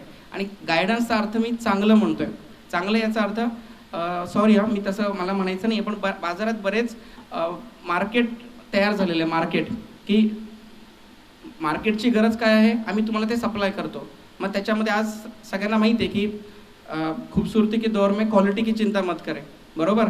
म्हणजे क्लास लावला जातो, कुठेतरी आपण शिकतो, आपल्यालाही शिकल्याचं समाधान, त्यालाही शिकवल्याचं समाधान, पण एक्झाम काही पास होत नाही. मग या क्षेत्रामध्ये आज एक्झाम एवढी टफ झाली आहे की गायडन्स पाहिजे आपल्याला 30% आणि 70% स्वतःचं बुलवर्क पाहिजे. आणि ते बुलवर्क कुठे करायचं आणि कुठे करायचं नाही हे सांगणारा एक अनुभवी व्यक्ती पाहिजे.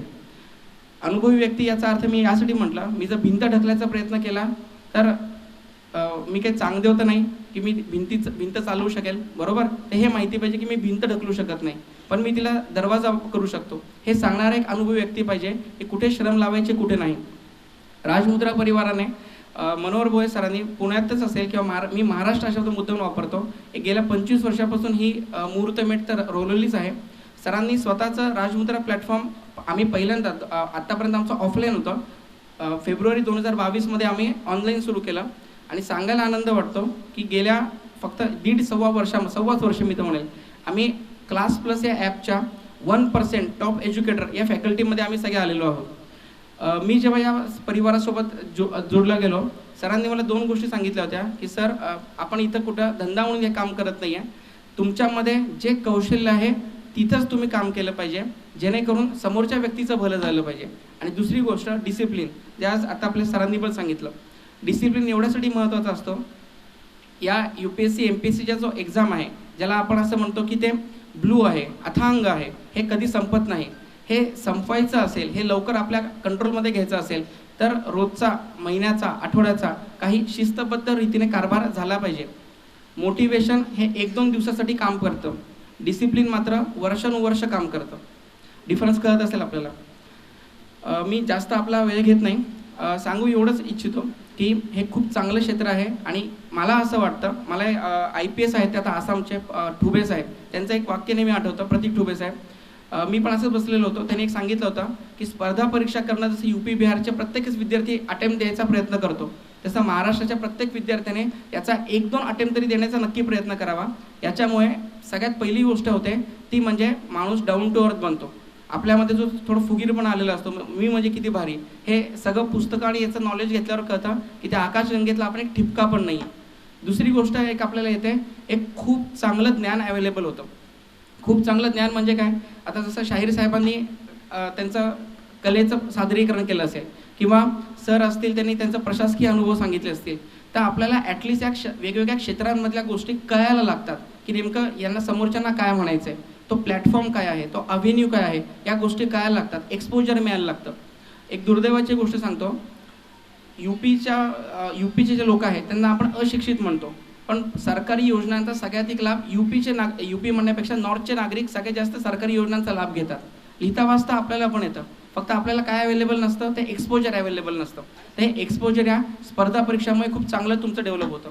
तिसरी एक गोष्ट खूप चांगली डेव्हलप होते की तुम्ही जर history, geography, economy, polity, current affair, environment, optional paper कुठलाही याचा जर चांगला अभ्यास केला आणि एक्झाम जरी पास नाही करता आली, पुढे सेटनेटचा फॉर्म भरला, तुम्ही टॉप 1% जाता सेटनेट पास करणाऱ्यांमध्ये.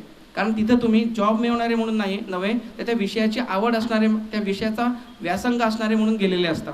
मी स्वतः जेव्हा या एक्झामला सुरुवात केलेली होती एक 14-13 वर्ष आधी, तेव्हा मला आमदार खासदाराचा फरक माहिती नव्हता. आणि आज असं आहे की जे काही दिवसभर घडामोडी घडतात, तर उद्याच्या न्यूजपेपरमध्ये काय साधारण तो संपादक लिहितोय आणि संपादकाने मुद्दामून काय जागा लिहिल्या नाहीत, ज्याला सायलेंट स्पेसेस म्हणतात. जसं संविधानामध्ये पण सायलेंट स्पेसेस आहेत, तसं न्यूजपेपरमध्ये काही सायलेंट स्पेसेस असतात, त्या तुम्हाला समजायला सुरुवात होते. कुठलीही गोष्ट तुम्ही आधी एक पूर्व अनुमान लावू शकता की हे अशा प्रकारचं घडू शकतं, त्यामुळे तुम्ही त्या फील्डमध्ये लवकर यशस्वी होऊ शकता. मी तुमचा जास्त वेळ घेणार नाही. सरांनी मला 5 मिनिटं बोलायला दिलं होतं. भोये सर आज आले असते, तुम्हाला अजून चांगलं गायडन्स मिळालेलं असतं. मी एक गोष्ट सांगतो की आपला गांधी चौकातून समोर गेल्याच्या नंतर चिंतामण खूप मोठी सोसायटी आहे, तिथं मनोहर भोये सरांचा क्लास आहे. मनोहर भोये सर जर आले असते, तुम्हाला त्यातून अजून 2 गोष्टी कळाल्या असत्या. सरांमध्ये खूप चांगली क्वालिटी आहे की सर अतिशय मोजकं बोलतात, अतिशय मोजकं. आणि ते बोलताना मला एक गोष्ट कळाली की आपण किती जीवनामध्ये आत्तापर्यंत निरर्थक बडबड करत आलेलो आहे. सरांनी आज पण मला सकाळी फोन केल्याच्या नंतर, हॅलो म्हटल्याच्या नंतर 1.5-2.5 वाक्यामध्ये सरांना जे बोलायचं होतं ते संपवलेलं होतं आणि मला तो संदेश मिळालेला होता. तर सगळ्यात पहिले त्यांची एक गोष्ट आहे की अतिशय कमी शब्दामध्ये खूप चांगलं बोलणे, ही कुठल्याही प्रशासकीय अधिकाऱ्याचा एक गुण आपण मानला जातो. आपले जे परराष्ट्र मंत्री आहेत जयशंकर साहेब, तुम्ही त्यांच्याकडे पण हा गुण बघता की त्यांना बोलण्यासाठी 45 मिनिट्स लागत नाही, त्यांना 45 शब्द लागतात, बरोबर. दुसरी गोष्ट, भोये सर सगळ्यात पहिले एक सांगतात की या क्षेत्रामध्ये कोणी येऊ नये आणि कोणी यावं, आणि आलं तर काय काय गोष्टी तुम्हाला अनलर्न कराव्या लागतील, म्हणजे ज्या शिकलेलो आहे, चुकीचे शिकलेलो आहे, त्या झटकून टाकाव्या लागतील. ठीक आहे, मी जास्त वेळ घेत नाही. बाकी बऱ्याच लोकांना बोलायचं आहे. कमीत कमी शब्दामध्ये जास्त सांगायचा प्रयत्न केला. तुलनेने इतर सगळ्या लोकांपेक्षा मी तरुण आहे. तरुण म्हणण्यापेक्षा मी कमी वयाचा आहे. तर माझं काही चुकलं असेल तर क्षमा करावी, माझं काही चांगलं झालं असेल ते इतरांना सांगावं. मी सरांचेही आभार मानतो आणि सरांनाही दिलगिरी व्यक्त करतो की थोडंसं आमच्याकडे कोणी यायचं कोणी नाही याच्यामुळे थोडंसं गडबड झाली होती आज सकाळी, पण मी आलो, पण मला यायला लेट झाला. मी त्यासाठी सरांची दिलगिरी व्यक्त करतो आणि सरांनीही आपल्याला खूप चांगलं वक्तशीरपणा काय असतो हे शिकवलं, त्याबद्दल सरांचे आभार मानतो. सर्वांना माझ्याकडून नमस्कार पुन्हा एकदा. जय हिंद. आम्ही पुष्कळ श्रोत्री ऐकलं होतं, पण आज पुष्कर दांडेकर साहेबांनी आम्हाला खूप छान त्या स्पर्धा परीक्षेच्या पुलावर नेऊन सोडलेलं आहे की कुठून उतरायचं कुठं नाही. एकदा जोरदार टाळी सरांसाठी आपण देऊयात. आत्ताच या कार्यक्रमासाठी आमचे मित्र आदरणीय श्री श्रावण जंगम सर यांचं आगमन झालेलं आहे. सचिन खंकाळ सर राईट आणि जयराम रमेश देशपांडे जयराम सरांचं या ठिकाणी आगमन झाले. त्यांचं आपण मनपूर्वक स्वागत. फेटाई त्यांना बांधण्याची विनंती. आत्ता आलेल्या लोकांना विनंती पुढं बसून घ्यावं. एक मिनटं. दोन गोष्टी आता चव्हाण सर बोलता बोलता म्हणाले की आमच्या ओऱ्याखालचे बरेच विद्यार्थी आहेत. सर यस सर आपले भरपूर आहेत. माझ्याकडे पण 3 अभ्यासिक आहेत. आम्ही एक वेगळा आजचा कार्यक्रम आहे. आजचा कार्यक्रम आपल्या सगळ्या सत्कार मूर्तींना आणि आमच्या होस्टना आम्ही सांगणार आहे. गणेश सर आम्ही हा प्रयत्न केला एक ब्रिज कुठंतरी बांधावं. मी एक 25-1 वर्षांपूर्वी पुण्याला आलो एक एज्युकेशनसाठी. मग MA झाला, MSW झालं. मग आपण लॉचं मी एंट्रन्स देतो. यावर्षी मी लॉचा विद्यार्थी होईन तुमचा परत. मग मी या सगळ्या गोष्टी आपल्याकडं मी म्हणतो की हे सगळं आपल्याला करायचं आहे. तर हे करत असताना एक जाणीव जागृत झाली. अरे बापरे आपल्याला जर त्या काळात जर ही गोष्ट लवकर कळली असती. आता NDS CDS म्हणून मॅडमना मी गळ टाकला की मॅडम या मुलांना आता जे मध्ये आहेत त्यांना आपल्याला NDS CDSबद्दल सांगायचं आहे. दुसरी गोष्ट हेल्थबद्दल. आज अटॅक संदर्भात तुम्ही ऐकलं असाल की पूर्वी हार्ट अटॅक यायचे मग बायपास मग आता एन्जिओग्राफी एन्जिओप्लास्टी आलेली आहेत. पण ज्याला सोलापुरात सरांचा कार्यक्रम झाला टाळ्या वाजवल्याने काय फायदे होऊ शकतात किंवा अटॅक आला तर अद्रक मिरची किती कामी होऊ शकते. कालचं दुर्दैव आहे काय होऊ नये. एवढ्या मोठ्या उष्माघातानं 13-14 लोकांचा मृत्यू झाला. ते राजकीय मुद्दा न करता आपण विचार करूयात की डिहायड्रेशन म्हणजे पाण्यासंदर्भात आपली पाणी कमी होते शरीरामधली. यासाठी आपण काळजी काय घेतली पाहिजे. उद्या आपण खूप मोठे भरपूर करोड रुपये कमवलो मग आपलं आरोग्य चांगलं नसेल तर उपयोग काय आहे. आपल्या पायाची बोटं जर आपल्याला मोजता येत नसेल अवघड आहे. माझी मुलगी मी तर आता माझं वजन तर आता एवढं नाही आहे 70-75. माझी मुलगी परवा मागच्या आठवड्यात म्हटली मला बाबा तुम्हाला हक करता येईना मला. काय अहो मिठी मारता येईना तुमचं किती वाढलंय. माझी मुलगी ताईट मारली मला आणि ती इतकी पंचुअल आहे. तिनं सांगितलं की अलारामच्या अगोदर उठायचं अंघोळ करून. तुम्ही अलाराम फक्त उठण्यासाठी नाही आहे तुम्ही तयार होऊन पुढच्या कामात जाताना अलाराम बंद करायचं.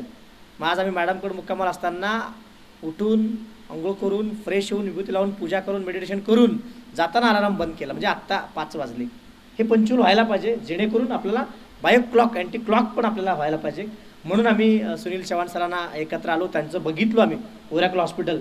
बाबा निसर्गोपचार की निसर्गोपचारानं आपण लॉकडाऊनच्या काळामध्ये देखील काढा घेतला सगळ्या गोष्टी घेतली हे तुम्हाला कळालं. आता भोळे सर आता आले नाहीत पण त्यांचं राजमुद्रा आहे. ते आयुष्य घडताना जसं आम्ही घडवताना म्हणतो काय होतात यावर मार्गदर्शन करतात. विशेष म्हणजे आमची अंकिताताई एक आता ते स्टेपलर मारतो तिचं पेटंट आहे त्या स्टेपलरमध्ये देखील. असे अनेक लोक आहेत तुमच्याचं एक ब्रिज बांधावं. आदरणीय आमचे जंगम साहेब आहेत ते खूप मोठं काम करतात. आमचे खंकाळ साहेब आहेत चहा देतात लोकांना. आले खंकाळ साहेब हां चहा देतात. आज नंतर जा चालतात चहा. जयरामजी बरोबर आहे. चहाचं या ठिकाणी खूप 2 फेटा बांधा की समोर फेटा 2. तर ही माणसं काम करतात. आमचे दादा भापकर साहेब आहेत ते अर्थतज्ञ आहेत आणि खूप छान मोटिवेशन ते पुस्तक लिहिलेले आहेत. त्यांचंही सेशन असतात खूप मोठं. येत्या 1 तारखेला आय थिंक बरोबर आहे 2 तारखेला म्हणजे 2 तारखेला त्यांचं सेशन होणार आहे. आमचे मेलगे साहेब आहेत घनश्याम मेलगे साहेब घनश्याम सुंदरा असे मेलगे साहेब आहेत ते इलेक्ट्रॉनिक्सचं काम करतात. आमचे तुपेकर साहेब आहेत दायरीच्या पाट्यामध्ये. माझ्या आईनं सांगितलं होतं एक 25 वर्षांपूर्वी तुला प्रत्येक गावात एक घर बांधायचं. पहिला कळलं नाही कॉलेजमध्ये काय घर असते म्हणजे रूम घ्यायचे का. मग नंतर माझ्या आजीनं सांगितलं खाडकन देऊन पाठव्या नेट ऐक म्हणलं काय झालं घर म्हणजे प्रत्येक गावात तू गेलं की तुझी ओळखीची लोक असायला पाहिजे. मग मला त्यापासून कळलं. मी सोलापूर पुणे ते दिल्ली प्रवास केला. माणसं जोडत गेलो. When I was in Delhi 6 December 2005 I was in Delhi. सायकलवर गेलो होतो. देशाचे राष्ट्रपती विचारतात व्हॉट इज युअर ड्रीम. मग एक माणूस पहिल्यांदा कलामकडेच बघतो. मी पहिला कलाम सरांकडे बघितलो हसलो मी. त्यामुळे व्हॉट इज युअर ड्रीम म्हणून sir I want to become IAS officer. अगदी मला वाटलं अगदी IAS म्हटल्यावर काहीतरी अवॉर्ड अँड रिवॉर्ड देतील राष्ट्रपतीकडून डायरेक्ट निवड होईल असं काय असं वाटलं खरंच आम्हाला वाटलं ना की काहीतरी हंगामा. ते म्हटलं अरे suppose you want to become IAS yes sir why your wasting your time here. कान पकडल्यासारखं झालं. अहंकार गळून पडला की तुला जर IAS व्हायचं असेल तर वेळ का वाया घालवतो. नाही व्हायचं IAS म्हणले. वेळ वाया घालवायचं नाही म्हणले. आमच्याकडं लायब्ररीचे 800-700 विद्यार्थी मी एकालाही सांगितलं नाही कंपल्सरी. यू वाटलं या नॉट कंपल्सरी. आपल्या भारतामध्ये कंपल्सरी करूनच मागं राहिलो आपण. हे आजचा विषय. आमचे उदय कदम सर आहेत, आमचे आमिर शेख सर आहेत. आपण एक पुण्यामध्ये सर आपण एक फॅमिली करू शकतो का, की जेणेकरून बाबा माझ्याकडे एक चांगलं टॅलेंट आहे. आता आमच्याकडे खूप छान डाळिंब येतात, सौ बिमार एक अनार. तुम्हाला ते डाळिंब मिळतं का? तुम्हाला तर अगदी विष मारलेलं केमिकलचं तुम्ही खाता. मी 1 लाख लोकांना हुरडा खाऊ घातला, 10 रुपये घेऊन. 1 लाख लोकांना हुरडा खाऊ घातला, अगदी ऑर्गॅनिक हुरडा. आता आंबे बघा, कार्पेट मारलेली सगळी पेस्टिसाईड आपण खातो सर. एखादे माझे मित्र जे आंबे पिकवतात, मग शंकरराव कुठेतरी पॅकिंग करून आपल्याला आणून दिले तर आपल्याला खायला आवडेल ना? आवडेल नक्की. मॅडम NDAचे घडवतात, 8वीपासून 10वीपासून रेसिडेन्शियल आहे, काहीतरी माहिती आहे. मग आपण या गोष्टी केल्या पाहिजे ना. इकडे खूप छान आमचे अमोल तळेकर जे आहेत ते खूप छान आपल्याला योगा माइंड ट्रेनर आहेत. अगदी वय जरी लहान असेल, MA सायकोलॉजी आहेत ते, पण त्यांच्याकडनं काहीतरी घेता येईल का? तुम्ही वयावर जाऊ नका. ज्ञानेश्वर माऊलींनी 22 वर्ष सगळं करून दिलेले आहेत आपल्याला. 16 वर्षी छत्रपती शिवाजी महाराजांनी स्वराज्य उभं केलं, हिंदवी स्वराज्याची शपथ घेतली. त्यामुळे वया जाऊ नका. काही लोक अगदी म्हातारपणे होतात, त्यांना अजून काही माहीत पण नसतं. काय ते टेन्शन घेऊ नका. अगदी ते माहिती आहे तुम्हाला, सोपानदेव काका बरोबर ना, इतिहास माहिती आहे. ते कोरच पत्र पाठवलं, मग मुक्ताई म्हणले अरे एवढं वर्ष जगले, 1000 वर्ष कोरीच आहे, कचरे साहेब कोरीच आहे म्हणले. त्यामुळे वयावर जाऊ नका, की आपण आहेत माणसाकडं. काही लोकांना उशिरा कळतं, काही लोकांना लवकर कळतं. आता माझी मुलगी इतकी प्रॅक्टिकल बोलते ना की तुम्हाला आश्चर्य वाटेल, इतकं प्रॅक्टिकल. आता वाटल्यास तुम्ही तर स्पीकर लावून फोन करा, इतके प्रॅक्टिकल ती बोलती. कधी कधी मलाच शॉक लागतो, अरे आपले हे माझेच गुरु आहेत, प्रॅक्टिकल. आता आम्ही बाहेर फिरायला जाताना पूर्वी भीती वाटायची, अरे 4 वर्षाची मुलगी, 3 वर्षाची. मग आम्ही त्याला कळसुबाईला तिला घेऊन गेलो प्रचंड उन्हामध्ये. म्हटले आम्ही 2-3 बॉटल ठेवली आहे, ती राप माकडासारखं जायची, वरती जाऊन आली आणि परत म्हणे पप्पा अजून जायचं का. नंतर लॉकडाऊन लागला, प्रचंड गर्दी करता येत नव्हती, पाऊस आला. मग मी पावसात, तिचं वय वर्ष 6, तिला घेऊन गेलो आमच्या टीमसोबत. तर ती पावसात देखील आमची पोरं पडत ती गेली. म्हणजे मला सांगायचं एवढं की वयावरनं काय नसतं सर, संधी द्या, संधी दिली पाहिजे प्रत्येकांना. त्यांना जे वाटतं ते करता आलं पाहिजे. आज आमच्याकडे 25-26 एक लोक इथं येत आहेत. मग मॅडमचं आत्रे जे रास्तापेठ एज्युकेशन सोसायटी आहे, हजारो विद्यार्थी तिथं आहेत. मॅडम 28 तारखेला ते प्राईज डिस्ट्रीब्युशन आहे, तुम्ही पालक मिटिंग आहे या म्हणले. इथं एक व्यक्ती नाही आहे, इथे एक संस्था बसलेली आहेत, त्यांच्या मागं लाखो हजारो लोक आहेत. एकदा सर्व टीमसाठी आपण टाळ्या देऊयात. गायकवाड सर आहेत, ही माणसं खूप मोठी आहेत. आता इथं आमच्या मोरेताई आलेत, त्या राष्ट्रवादीसोबत मोठं काम करतात, राजकीय असेल तरी नाट्य कलावंत आहेत. आणि विशेष म्हणजे आमच्या माधवीताईंचं विशिष्ट म्हणजे ते महिलांसाठी आढळलं. मग अशी माणसं आपण एकत्र आले पाहिजे. आमचे जयरामजी मागं बसलेत, पण ते सगळ्यांना प्रोत्साहन देतात. आपण कुठेतरी एक प्लॅटफॉर्म, की ज्या प्लॅटफॉर्मवर आपला थोडासा बाजूला ठेवून कुठं संवाद मुलांसाठी, बाबा कोणाला स्कॉलरशिप देता आली. शेनगावकर साहेब सांगितले की आम्हाला काही UPSC मुलांना स्कॉलरशिप द्यायची आहे. मग आम्ही पोस्टमन होता येईल का, काही पोस्टमनचं काम करून काही गोष्टी करता येईल का, की जेणेकरून चांगलं आहे आपल्याकडे. जे चांगलं आहे ते आपलं आहे, आपलंच चांगलं असं नाही. मग या सगळ्या गोष्टी आपण या निमित्तानं करूयात. मी यानंतर विनंती करतो आपल्या सर्वांमधली लाडकी आमची सुकन्या अंकिता हिला, की आपण 2 शब्द आपले विचार व्यक्त करावं. अंकिता नगरकर हिच्या नावाने 12 पेटंट आहेत. अब्दुल कलाम सरांच्या हस्ते जिला राष्ट्रपती पारितोषिक मिळाला, अनेक अवॉर्ड तिला मिळालेले आहेत. मिस युनिव्हर्स ती आहे. आणि विशेष म्हणजे अगदी कमी वेळामध्ये खूप मोठी झेप तिनं घेतलेली आहे. मूर्ती लहान कीर्ती महान. मी अंकिताताईंना विनंती करतो, उपस्थित सर्व शिक्षकांना, अधिकाऱ्यांना आणि उपस्थित मान्यवरांना तुझं मनोगत व्यक्त करावं. टाळ्याच होत आपण बोलूया.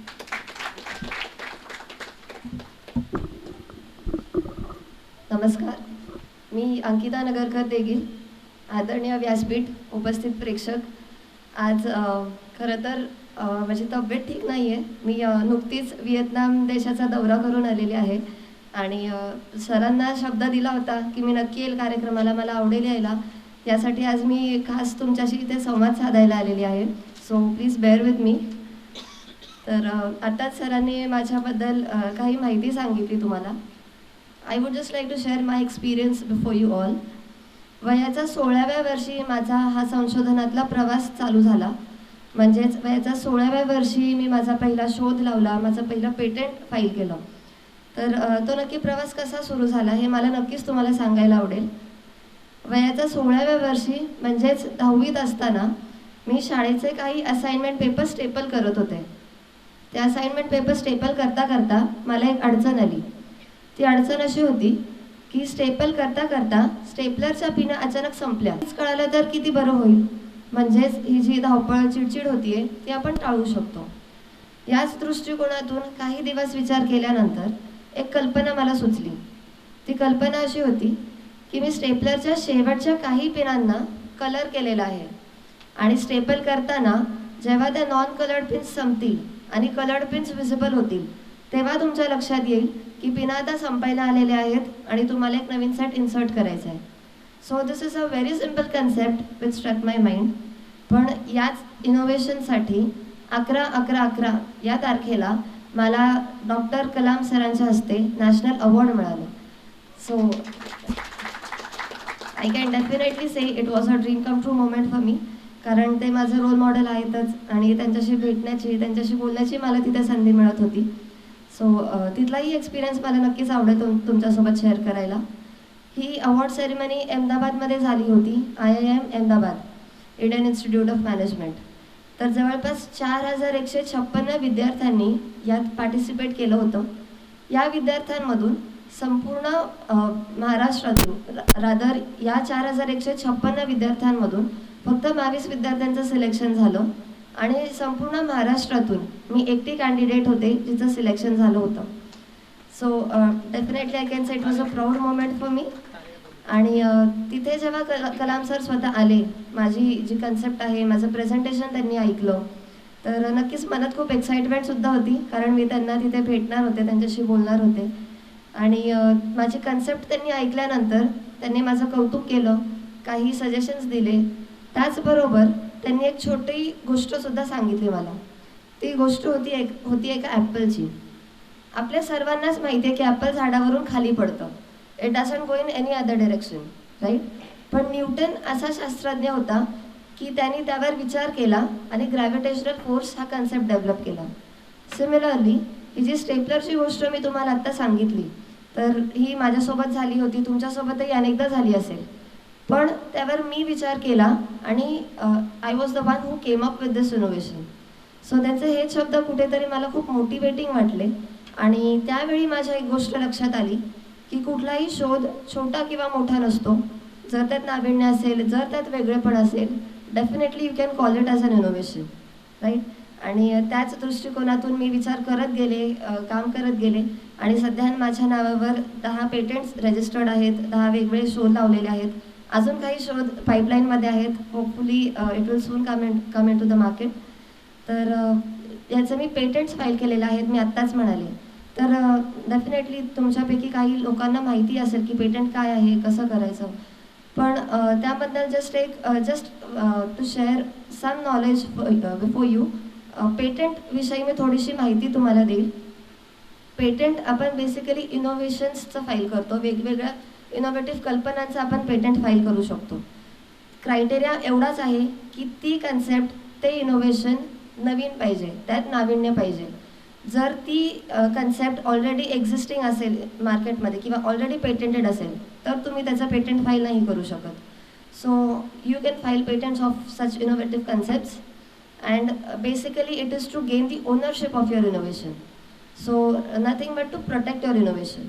म्हणजेच तुमच्या मनात आलेला शोध, तुमच्या मनातली कल्पना जर तुम्हाला प्रोटेक्ट करायची असेल तर तर त्यासाठी तुम्ही पेटंट फाईल करता.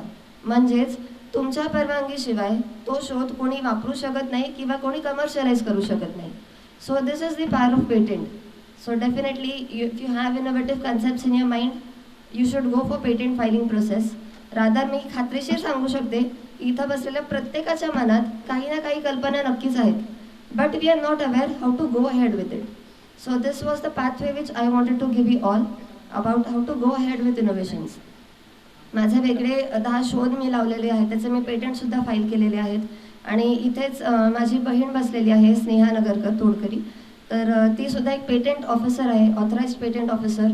तर हे सगळं मला का शक्य झालं, कारण वेळोवेळी मला मार्गदर्शन मिळत गेलं. माझे वडील स्वतः शास्त्रज्ञ आहेत, he is a scientist in DRDO group director. आणि त्यांच्याकडून मला कायम अगदी बालपणापासून मार्गदर्शन मिळत गेलं.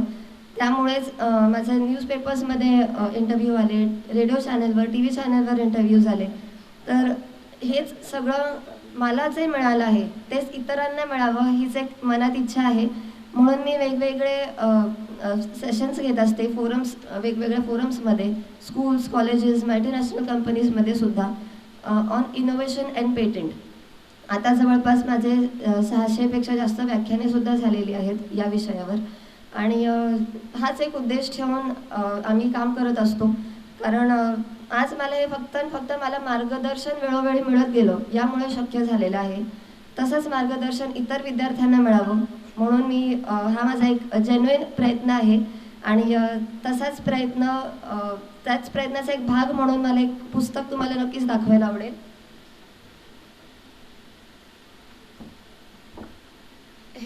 हे पुस्तक आहे माझ्या अंकिताचा शोध या पुस्तकाचं नाव आहे. सांगायला अभिमान वाटतो की या पुस्तकाची लेखिका माझी आईच आहे, सुनीता नगरकर.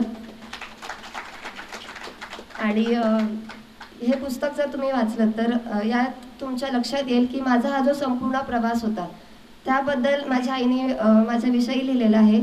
त्याचबरोबर पेटंट म्हणजे काय, कसं करावं, का करावं, हे जे प्रश्न आपल्या मनात उद्भवतात, तुमच्याही मनात अनेक प्रश्न आले असतील, पण त्याच प्रश्नांची उत्तरं अगदी सोप्या शब्दात मांडलेली आहेत. अगदी नो प्रॉफिट नो लॉस बेसवर 50 रुपीजला मी देत असतो हे. And this is the 3rd edition of the book. जवळपास 20,000च्या वर पुस्तकं खपली गेलेली आहेत, विकलेली आहेत आम्ही. And definitely useful book for parents, teachers as well as students. कारण मी स्वतः अनुभवलं आहे, स्वतः पाहिलेलं आहे. हे पुस्तक वाचून इतर विद्यार्थ्यांनी जवळपास 130 विद्यार्थ्यांनी पेटंट्स फाईल केलेले आहेत. त्याचं कमर्शियलायझेशनसुद्धा करत आहेत. So definitely a book worth reading. So हाच एक संदेश मला इथे थोडक्यात द्यायचा होता. माझी जर्नी मी तुमच्यासोबत इथे शेअर केली. जाता जाता जस्ट एक छोटा मेसेज देईल, कारण सांगण्यासारख्या बऱ्याच गोष्टी आहेत. पण just due to the time constraint, I will just conclude my speech by giving a small message to you all. That बऱ्याच वेळेला आपण विचार करतो संशोधन करायचं आहे, काहीतरी आउट ऑफ बॉक्स थिंकिंग करायचं आहे, वेगळं करायचं आहे. सो ते म्हणजे नक्की काय? तर from a personal standpoint I would like to tell you all that दिवसभरात आपण अनेक गोष्टी करत असतो. आपण कुठे बाहेर जात असाल, तुम्ही घरात काही वेगवेगळी कामं करत असाल, किचनमध्ये किंवा इतर घरातल्या दिवसभरात आपण we do n number of things, right? तर हीच कामं करत असताना आपल्याला अनेक अडचणीसुद्धा येतात. तर त्या अडचणी आल्यावर एक ह्युमन टेंडन्सी असते की आपण काहीतरी टेम्पररी सोल्युशन शोधतो आणि किंवा ते विसरूनही जातो. त्यामुळे ते शोध तिथल्या तिथे थांबतात. तर असं न करता आलेल्या अडचणींवर विचार करायचा, विचार करून काही ना काही सोल्युशन मिळवायचा प्रयत्न करायचा. And I think that itself is an innovation. So this is a personal strategy which I personally follow, and this was the message which I wanted to give you all. Last but not the least, I would like to tell you all that there's a phrase in English. I personally live by that quote. Do not do different things, but do things differently. म्हणजेच फार काही वेगळं करू नका, पण जे करता येतात वेगळेपणानं. And yes, definitely keep dreaming big, believe in yourself, and definitely you can create your own story as well. Thank you. Once again, I would like to thank Bhatunge sir and Tree Foundation as well for giving me this opportunity to share my views. Thank you. आपल्यातीच एक सुकन्या, जिला एक मोठं स्वप्न बघायचं आणि ती बघितली आणि ती पूर्ण केली. मकरंद अनासपर्यंत एक पिक्चर होता, हुप्पा हुया गाणं होतं त्याच्यामध्ये, किती लोकांनी पाहिलेलं आहे? त्यात ते मोटरचं पार्ट असतो आणि ते पार्ट एका मोठ्या कंपनीला पाहिजे असतं आणि ते पैसे नसल्यामुळं त्याचं स्केलेबिलिटी करत नसतात. त्यावेळेला त्याच्या मित्राने ते पेटंट केले असतात आणि दुसरी कंपनी चुकीनं ते वापर करत त्यावेळेला ते सांगतात की तुम्हाला करोडपती केलेले आहेत. सीन जरी इमोशन असलं तरी खरं आहे. आम्ही शेतकरी विशेषतः आम्ही का बरं मागे आहोत? आम्हाला स्केलेबिलिटी करता येत नाही. माझ्या शेतातली टमाटे 1 रुपये पण कोण घेत नाही आहे. का घेत नाही आहे? माझी चेन सिस्टीम नाही आहे. भारतात 2% पण नाही आहे डायरेक्ट सेलिंग भाजीपालामध्ये. माझ्या गावामध्ये रोज 1100च्या आसपास ट्रक कांदा येतो. म्हणजे रोज विचार करा, करोड रुपयांचा सोडून जातो, सोडून. उठा का बरं? अरे 3 महिने आम्ही तिथं राबलो साल्या, आणि तू दलाल, तू 2 मिनटात चला आहे बारा म्हणतो. हे कुठेतरी चीड आहे आपल्या मनामध्ये. ते असं करून उपयोग नाही आहे. तुम्ही आम्ही एकत्र येऊ शकतो. आज पुण्यामध्ये एक दुर्दैवाची गोष्ट आहे, शेतकऱ्यांनी भाजी विकायची नाही. मी निषेध करतो त्या गोष्टींचा. शेतकऱ्यांनी पुण्याच्या सिटीमध्ये भाजी विकायची नाही. किती दुर्दैवी गोष्ट आहे. अरे आम्हाला विकू देत नाही. मग साला तुम्ही काय सॉफ्टवेअर हार्डवेअर खाणार आहे का? राजकीय लोकांना काय वाटतं माहीत नाही, मग शेवटी ते मोठमोठ्या दलाल लोकांचे, कॉर्पोरेट लोकांचे घरं भरण्यासाठीच निर्णय घेतात का, अशा शंका व्यक्त होते. म्हणून आयुष्य घडवताना या सगळ्या गोष्टींचा पण आपण विचार विनिमय करूयात. आत्ताच या ठिकाणी आपल्या कार्यक्रमासाठी आदरणीय बालाजी जाधव सर, लोकप्रिय वक्ते, यांचं आगमन झालेले आहेत. मगाशीच आदरणीय गायकवाड सर यांचं या ठिकाणी आगमन झाले. 2 वक्ते दोन्हीकडे आहेत. जरा जोरदार टाळ्या पण देऊयात जरा. आमची महाआघाडी पण नाही आहे, ही ड्रीम आघाडी आहे.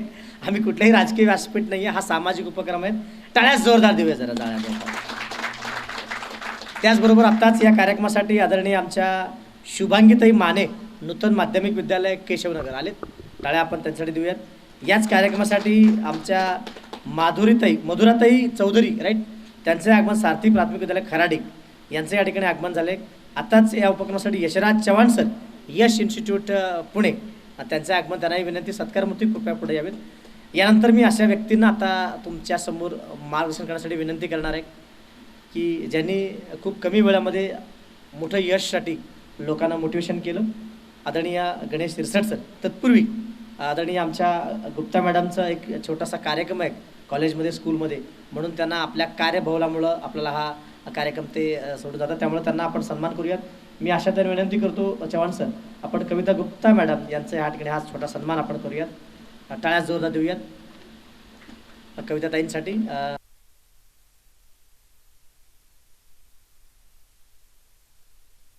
धन्यवाद सर. आदरणीय व्यासपीठ आणि आपण जर इथे जमलेले अतिथी, थोडक्यात परिचय देतो. माझं नाव गणेश शिरसाट, ॲडव्होकेट गणेश शिरसाट.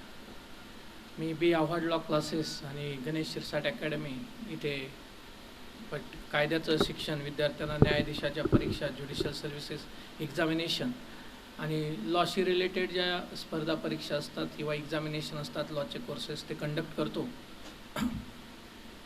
आमचा क्लास आदरणीय बी आव्हाड सरांनी 1968 साली सुरू केला होता.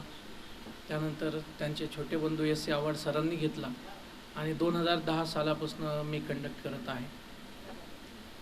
आजचा माझा जो विषय आहे, सरांनी जो विषय दिलेला आहे, स्पर्धा परीक्षा आणि आजचा युवक, थोडा टॉपिक डायव्हर्ट करतो मी.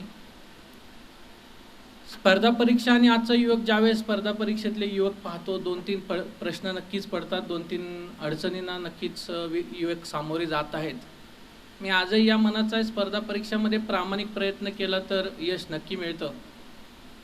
फक्त success may be delayed, it cannot be denied, पण त्याची काही प्रोसेस आहे.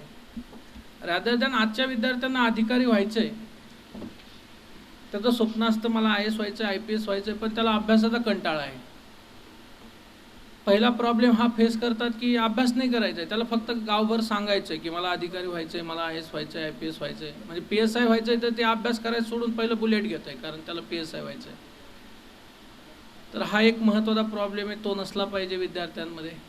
म्हणजे प्रोसेसचा कंटाळा आहे, अधिकारी व्हायचं आहे पण प्रोसेसमध्ये थोडा कंटाळा आहे. दुसरी गोष्ट, अभ्यासाची, काही विद्यार्थी आहेत अभ्यासाची आवड आहे,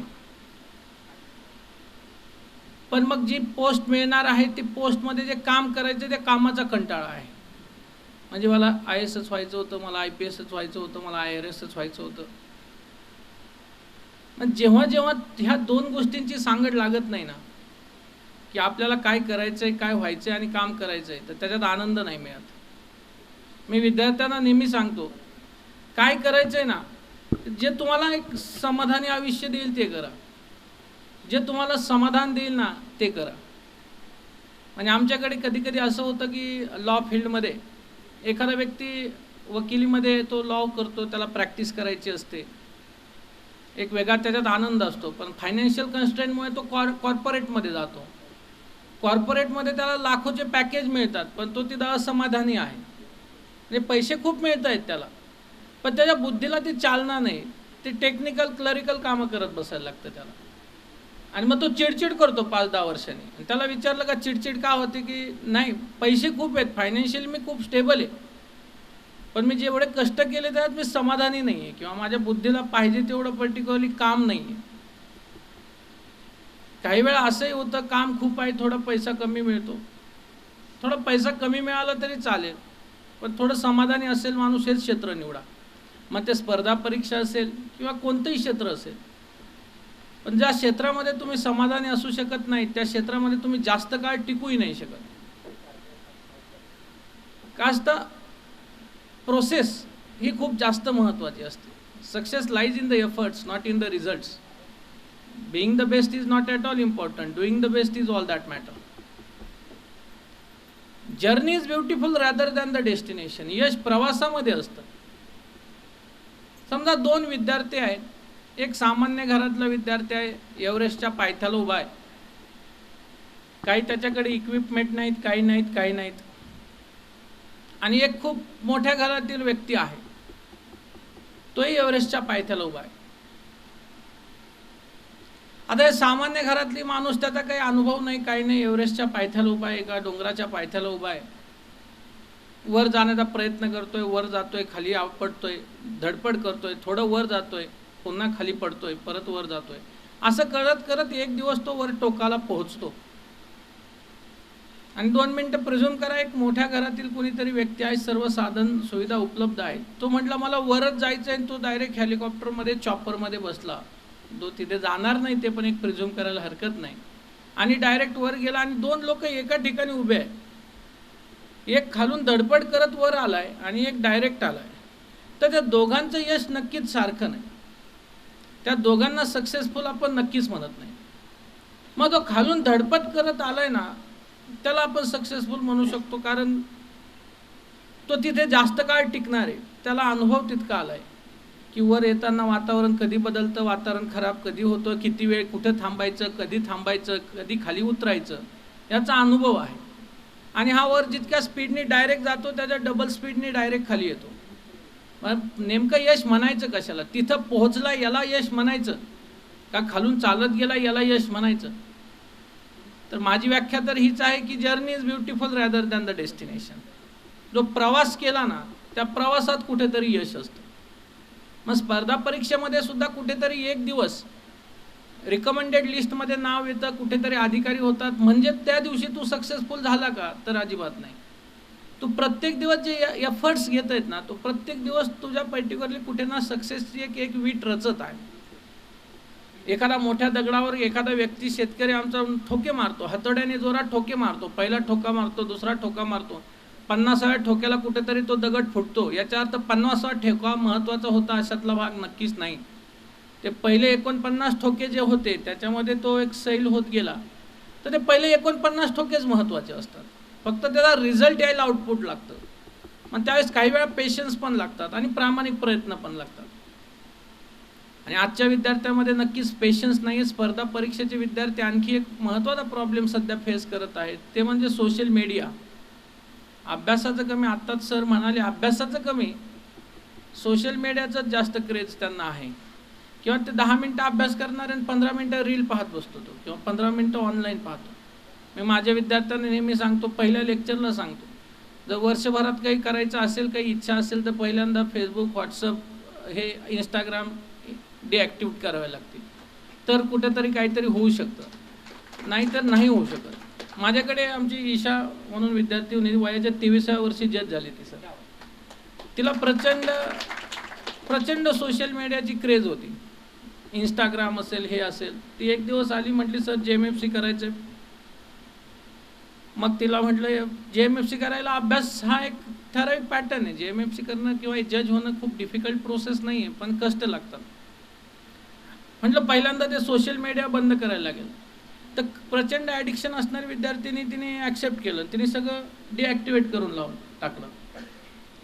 मीन व्हाईल थोडा कोविड आला, तिला रोज वाटायचं की कोविडमध्ये ट्रेंड सुरू झाला, फेसबुकवर लोक साडी टाकतायत, हे टाकतायत, ते टाकतायत, रोज असं वाटायचं की आपण सुरू करावं का. मग तिने त्या भावाला डिॲक्टिवेट केले होते. भावाला सांगितलं माझ्याकडनं हे स्मार्टफोन पण घे, चुकून माझ्याकडनं ॲक्टिवेट होईल. ते छोटा मोबाईल वापरला 1100 रुपयाचा, सगळ्यात भारी. आणि सध्या 2-2.5 वर्ष प्रोसेसमध्ये गेले. थोडे कोविडमुळे परीक्षा लाभली, पण ते वयाच्या 23व्या वर्षी जज झाली. पण त्या मुलीने 2.5 वर्ष नाहीच हात लावला सोशल मीडियाला. आणि तिने पहिली पोस्ट तिने तेच टाकली की मी सिलेक्ट झालेली आहे, डायरेक्ट निकाल लागल्यानंतरच. म्हणजे हे जर ॲडिक्शन कमी झालं तर मात्र यश मिळतं. मुलांना ते ॲडिक्शन खूप जास्त आहे सोशल मीडियाचं, तर ते थोडं कमी केलं तर अभ्यासाला जास्त फायदा होतो. कारण अभ्यासाची एक स्टडी सायकल असते.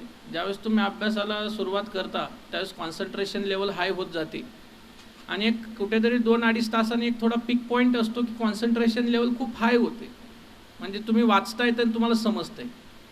पण ते विद्यार्थ्याचं काय होतं की अभ्यास करता करता 10 मिनटं होतात, 15 मिनटं होतात, मोबाईल पाहतो. त्याने 2 मिनटं जरी मोबाईल पाहिला तर ती कॉन्सन्ट्रेशन लेवलमध्ये ब्रेक पडतो आणि तो पुन्हा ग्राउंड झिरोला येतो. त्यामुळे तो आपण त्याला हिट द पीक म्हणतो. कॉन्सन्ट्रेशन लेवल जितक्या हाय व्हायला पाहिजे तिथं तो कधी जातच नाही आणि त्या विद्यार्थ्याला स्वतःचं कॅलिबर समजत नाही, त्याला स्वतःचे पोटेन्शियल कळत नाही की आपण काय करू शकतो किंवा काय करायला पाहिजे किंवा काय आपण होऊ शकत होतो. तर कधी कधी त्या विद्यार्थ्याचं स्वतःचं पोटेन्शियलच 100% बाहेर पडत नाही. हेही एक महत्त्वाचं कारण असतं की त्याला अपयश येतं. स्पर्धा परीक्षेमध्ये सिलेक्ट झालेला आणि सिलेक्ट न झालेला याच्यामध्ये अभ्यास हुशार आणि कमी हुशार असला कधीही फरक पडत कधीही फरक नसतो. प्रामाणिक प्रयत्न करणारा व्यक्ती असेल, सिलेक्ट झाला काय नाही झाला काय फरक पडत नाही. फक्त प्रश्न असतो कुठेतरी ह्या मेरिटच्या प्रोसेसमध्ये 1 मार्क कमी जास्त आला, कुठेतरी सब्जेक्टिव्हिटी येते, त्याच्यामध्ये इंटरव्ह्यूचा पॅनलही असतो आणि कुठेतरी थोडेफार हर्डल्स प्रत्येकाला असतात. आयुष्यामध्ये तर असा एकही माणूस सापडणार नाही ज्याला प्रॉब्लेम्स नाहीत. पण स्पर्धा परीक्षा करत असताना अडचणी थोड्या साईडला ठेवाव्या लागतात. म्हणजे प्रत्येक ठिकाणी तुम्ही जर रोज मला हा प्रॉब्लेम आहे मला तो प्रॉब्लेम आहे असं विचार करत अभ्यास करायचं बंद केलं तर एज बार होताल, पण कधी तो दिवसच येणार नाही की तुमच्या आयुष्यात एकदम परफेक्ट सिच्युएशन आहे. त्यामुळे जे आहे ते आहे त्या परिस्थितीला सामोरं जाऊन, अडचण प्रत्येकाला असते, कुणाला फिजिकल असते, कुणाला इकॉनॉमिकल असते, कुणाला फॅमिली इश्यूज असतात. आहे त्या परिस्थितीला सामोरे जाऊन थोडं धीट मनाने हे प्रिपरेशन करायला लागतं. स्पर्धा परीक्षा खूप जास्त इमोशनल लोकांचीही कामं नाहीत. म्हणजे आमच्या ज्युडिशरीमध्ये मी पहिला रूल सांगतो, भावनिक लोकांचं काम नाही आहे. कुणी काही बोललं का टचकन डोळ्याला पाणी येणार आहे तर काही कामाचे नाहीत.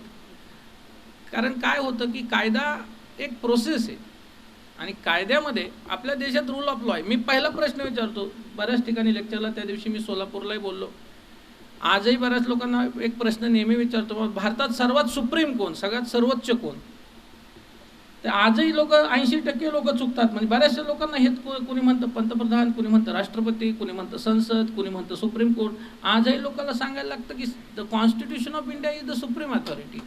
The only supreme authority is the constitution. Parliament is never intended to be supreme, nor Supreme Court is the supreme.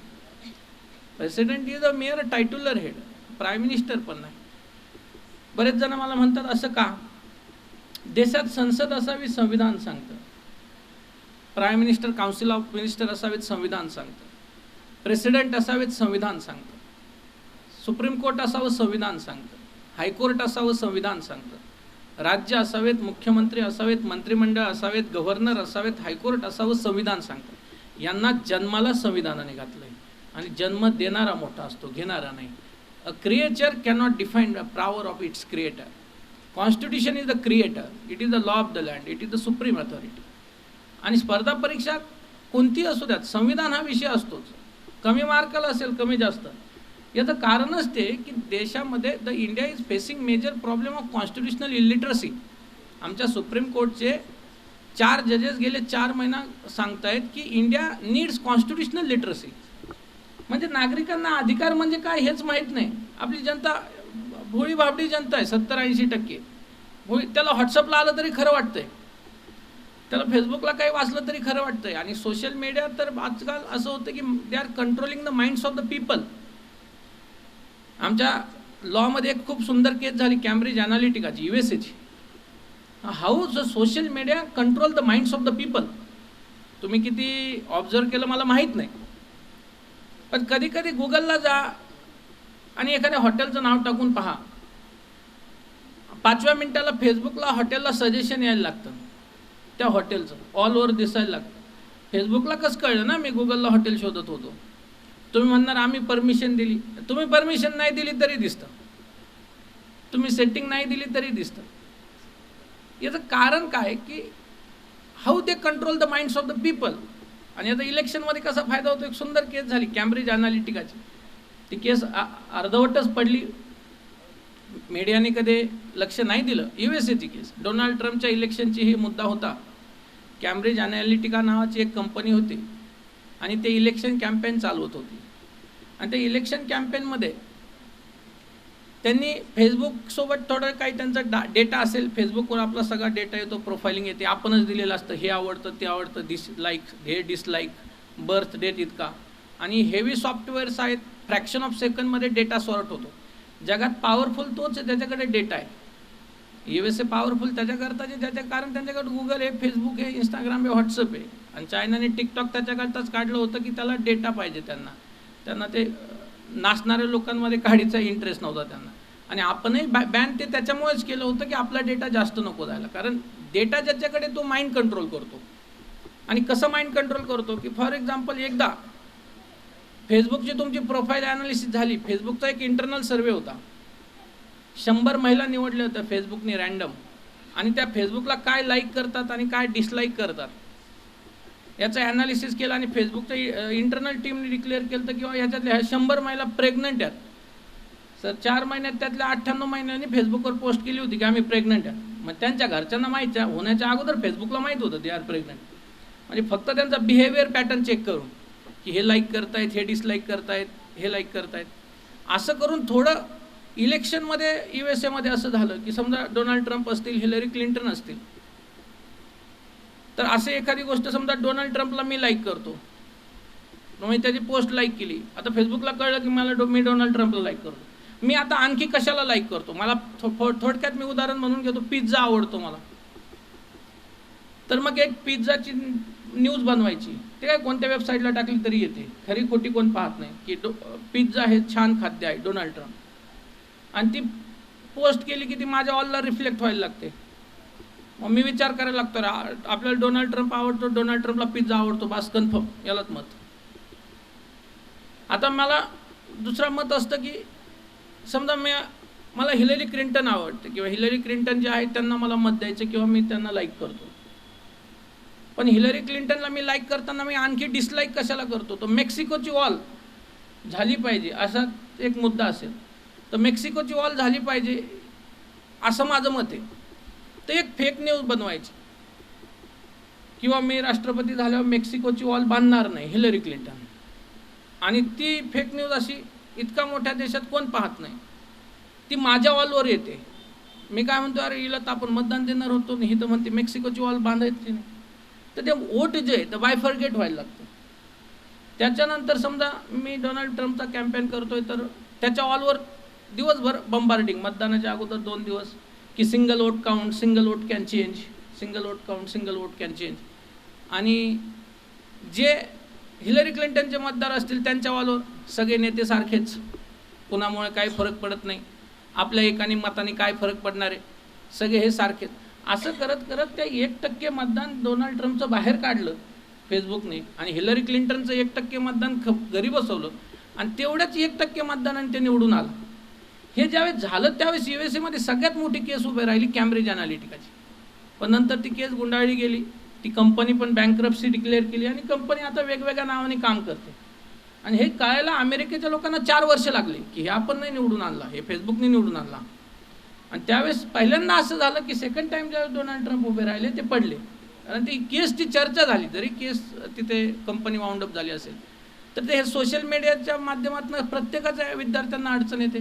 स्पर्धा परीक्षेच्या विद्यार्थ्यांना जास्त अडचण येते. मग हे सगळं नकोच व्हायला. स्पर्धा परीक्षेचा विद्यार्थी माइंड मोकळं असलं पाहिजे, हा त्रासच नको कोणता, काय चाललंय काय नाही. त्याच्यापेक्षा आपलं पुस्तक, आपला अभ्यास. स्पर्धा परीक्षामध्ये चौकट असते. मी आमच्या विद्यार्थ्याला नेहमी सांगतो, समुद्र आहे स्पर्धा परीक्षेमध्ये, वर निघून जायचं, या चौकटीत क्लिअर व्हायचं. एका शिक्षकाने सांगणं चुकीचं असेल, मी नेहमी सांगतो परीक्षार्थी व्हा, ज्ञानार्थी होण्याच्या भानगडीत पडू नका. चौकटीत ज्ञानार्थी व्हायला गेलात तर स्पर्धा परीक्षा. संविधान म्हणजे समुद्र आहे, मग संविधान शिकायला 2-4 वर्ष लागतील एखाद्याला. म्हणजे कायदा अशी गोष्ट आहे की भारतात सगळा कायदा कुणालाच येत नाही, साफ डायरेक्ट. एखादा म्हटलं मला सगळा कायदा येतो, खोटं बोलतो, संपला विषय, संपला. इतका व्हास्ट आहे. कुणाला चीफ जस्टिस ऑफ इंडियाला पण येत नाही, सोडला विषय, चल बाकीच्यांचं तर राम राहिलं. इतका व्हास्ट कायदा आहे. त्यामुळे स्पर्धा परीक्षेमध्ये हे सगळं कायद्याचं असेल किंवा कोणती असेल, वर निघून जायचं. पोस्ट निघली नंतर तुला किती ज्ञान मिळवायचं ते मिळव. पण हे 1-1.5 वर्ष ह्या चौकटीत राहून जर अभ्यास केला, आत्ता हे वाचलं, मार्क पडणार आहेत का? पडणार आहेत. खूप ज्ञान मिळणार आहे ते नोकरी लागल्या. म्हणजे प्रायोरिटी थोड्या ठरवून घेतल्या पाहिजेत. डेव्हलपमेंट होत राहते, पर्सनॅलिटी डेव्हलप होत राहते, पण त्या वयात प्रायोरिटी ठरल्या पाहिजेत. आणि आयुष्यात सगळ्यात जास्त अडचण तेव्हा येते सर जेव्हा स्वतःच्या लाईफमध्ये दुसऱ्याच्या प्रायोरिटीमध्ये येतात. आणि जर स्वतःच्या लाईफमध्ये स्वतःच्या प्रायोरिटी जर ठेवल्या, एक प्रायोरिटी फॅमिली असते आणि सेकंड प्रायोरिटी करिअर असतं. आपण वयाच्या या टप्प्यावर उभे आहोत की करिअरपेक्षा दुसरी प्रायोरिटी नसते. तर त्या अँगलनी थोडे प्रयत्न केले तर यश नक्कीच मिळतं. तुम्हाला सगळ्यांनी ह्या पद्धतीने पाहायला पाहिजे की आपण स्पर्धा परीक्षेत येत आहोत तर काहीतरी सॅक्रिफाईस पण केलं पाहिजे. तर ते सोशल मीडिया सॅक्रिफाईस करणं गरजेचं आहे. तर असं म्हटलं जातं नो पेन नो गेन. मोबाईलचं थोडं ॲडिक्शन टाळलं पाहिजे. आणि आपल्याला याच्यात हे सिलेक्शन झाल्यानंतर आपल्याला ह्या कामात समाधानी आपण राहणार आहोत का, आणि हे आपल्याला आनंद देईल का. काम आपण काही केलं तरी पर्टिक्युलरली त्याच्यातनं इन्कम मिळतंच. आमच्या ग्रामीण भागात एक म्हण असते, लाथ मारली तर तिथून पाणी काढत. काही काम केलं तुम्हाला यश मिळणार आहे, सक्सेसफुल होणार आहेत. तेच करा जे समाधानी तुम्हाला बनवेल. विनाकारण कुणीतरी मित्र एक स्पर्धा परीक्षा करतोय म्हणून मी जातो, हे करण्याची काही आवश्यकता नाही आहे. तुम्हाला समाधान देत असेल तर ते करा. एवढंच मला तुम्हाला या निमित्ताने सांगायचं आहे. जास्त वेळ घेणार नाही. पुन्हा एकदा काशीनाथ सरांचे पर्टिक्युलरली त्यांनी मागच्या आठवड्यात सोलापूरला एका कार्यक्रमानिमित्त गेलो होतो संविधान विषयी, त्यावेळेस भेट झाली. ते म्हटले सर येणार का. म्हटलं सर मी पुण्यातच आहे, मी नक्की येईल. त्यांनी मला बोलवलं, त्यांचे खूप खूप धन्यवाद. तुम्ही सर्वांनी ऐकलं त्यांच्याबद्दलही धन्यवाद. सांगत असताना काही जेवढं बरोबर असेल ते आमचे गुरु बी आव्हाड सरांकडनं आलं. काही जर चुकलं असेल तर माझ्या वैयक्तिक चुका आहेत. तुमच्या एकदा सर्वांचे पुन्हा धन्यवाद. थँक्यू. धन्यवाद. हा देश कुठल्याही गोष्टीनं चालत नाही, बाबासाहेबांच्या घटनेवर चालतो. त्यामुळं घटना सर्वश्रेष्ठ आहे आणि न्यायाधीश ज्युडिशियल सर्वश्रेष्ठ आहे. 4 पिलरपैकी जे महत्त्वाचं पिलर आहे ते घटना सांगितलेत. एकदा परत एकदा जोरदार टाळी. इथं सर गणेश सर अनेक संस्थेचे दिग्गज मंडळी आहेत. व्यासपीठावरती आमच्या प्रोटोकॉलनुसार शेवटचे एकच भाषण मॅडमचं आहे, नंतर संयोजक तुम्हाला मार्गदर्शन करतील, आपण सत्कार घेऊयात. आता आमचे दांडेकर सर म्हटले की आम्हाला NDA माहीत झालं नाही म्हणून आपल्यालाही माहीत व्हावा. त्यामुळे आजचे मुख्य वक्ते ज्यांनी संयोजनासाठी सर्वांना बोलवलं, खरं तर त्यांना अपेक्षा होती की विद्यार्थी यावा, पण मॅडम ही सगळी हजारो विद्यार्थ्यांपर्यंत रोज असणारी मंडळी आहेत. एक PPT मॅडमचं थोडक्यात आहे, पाहू, नंतर सरांचा आणि तुमच्या सर्व सत्कार करू. 2 खुर्च्या आपण साईडला घेऊ. मुळे सर दोन्ही खुर्च्या. मी मॅडमना विनंती करतो, ज्या डिसिप्लिन आहेत, कॅप्टन आहेत आणि MSME बिझनेस फोरमच्या त्या प्रमुख आहेत. हां यस, पाहुण्यांना विनंती की आपण कृपया थोडं समोर बसूयात. 2-3 खुर्च्या आदरणीय विनंती कासेवाड सर आपण खुर्च्या पाहुण्यांसाठी देऊया. 2-3 खुर्च्या. आत्ताच आलेले आदरणीय उमेश बोरसे सर, रामेश्वर जंगले सर यांचंही मनपूर्वक स्वागत, त्यांचंही मी स्वागत करतो. कृपया इथलं स्टेजवरचा लाईट. शेवटचं एक मनोगत आहे, त्यानंतर आपण सगळे एक सत्कार कार्यक्रम घेऊयात. मी मॅडमना विनंती करतो की आपला जो स्पेस टाईम ज्ञान दर्शनी आहे आपण दर्शन करावं. टाळ्या जोरदार मॅडमसाठी झाल्या पाहिजेत. आणि मॅडमने एक हेल्पलाईन सुरू केलेले आहेत, ज्ञानदर्शनी हेल्पलाईन, त्याची माहिती आपण मॅडमकडनं आपण घेऊयात. नाही सांगतो 2 मिनिटं.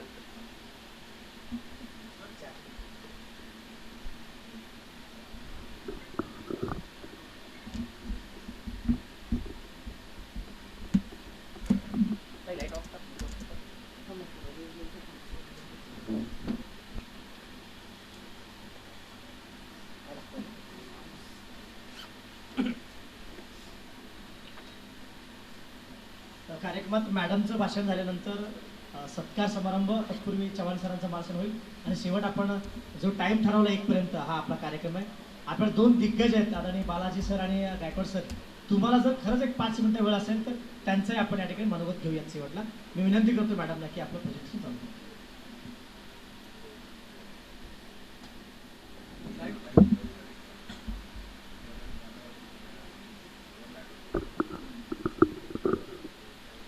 Good afternoon. The dignitaries who were sitting on the dais and all the dignitaries and the PETA wearers who are now sitting off the dais and the students and the parents who have come here. A heartfelt thank you for coming here and please bear with me for next 15-20 minutes. I'm going to give you some very important information which will be very, very valuable if you follow them in time and in the right age of your life. So a quick intro about me. I'm a seasoned veteran from the army. I'm the first Indian woman army ammunition and explosive expert. I'm the author of Be the Hero of Your Life. Presently, I'm the Strategic Advisory Executive and Director Member of MSME Business and NAM Foundation, which is run by Nana Patekar and his team. I am last 2 decades have been working in various areas of defense manufacture and all. And the last appointment that I did was Senior Vice President with Iron Lady, where we were training women for women empowerment and leadership role. We are all aware that women hold a very important position in the development of economy, and that is why the government has made it compulsory for the listed companies in the forums to have at least 20% women at the board director level. So we were training women to become board directors. I'm also a board director in 3 of the companies. So going forward, I'm the foundation member of Gyan Darshini Academy, and now a joint venture with Space-Time Gyan Darshini Academy. So it is very important for us to expand, elaborate and network. I've been told that there are very matured, experienced people sitting here. I would like to understand and connect with each one of you who's present here once we finish this, and let us understand each other and support each other. That is what is the basic aim of this meeting. Going forward, I'm also a posh trained woman who can be an internal committee specialist and expert, where we can tell what are the rules that are important when a woman is working in any organization and what makes her feel uncomfortable. Going forward, I would like to start my lecture for today, and it says Defense, a Dream Career. How many of you, given a choice, would still like to join defense? Please haath khada karenge. Fantastic. So I see 3-4 of them. That is what is passion all about. Okay.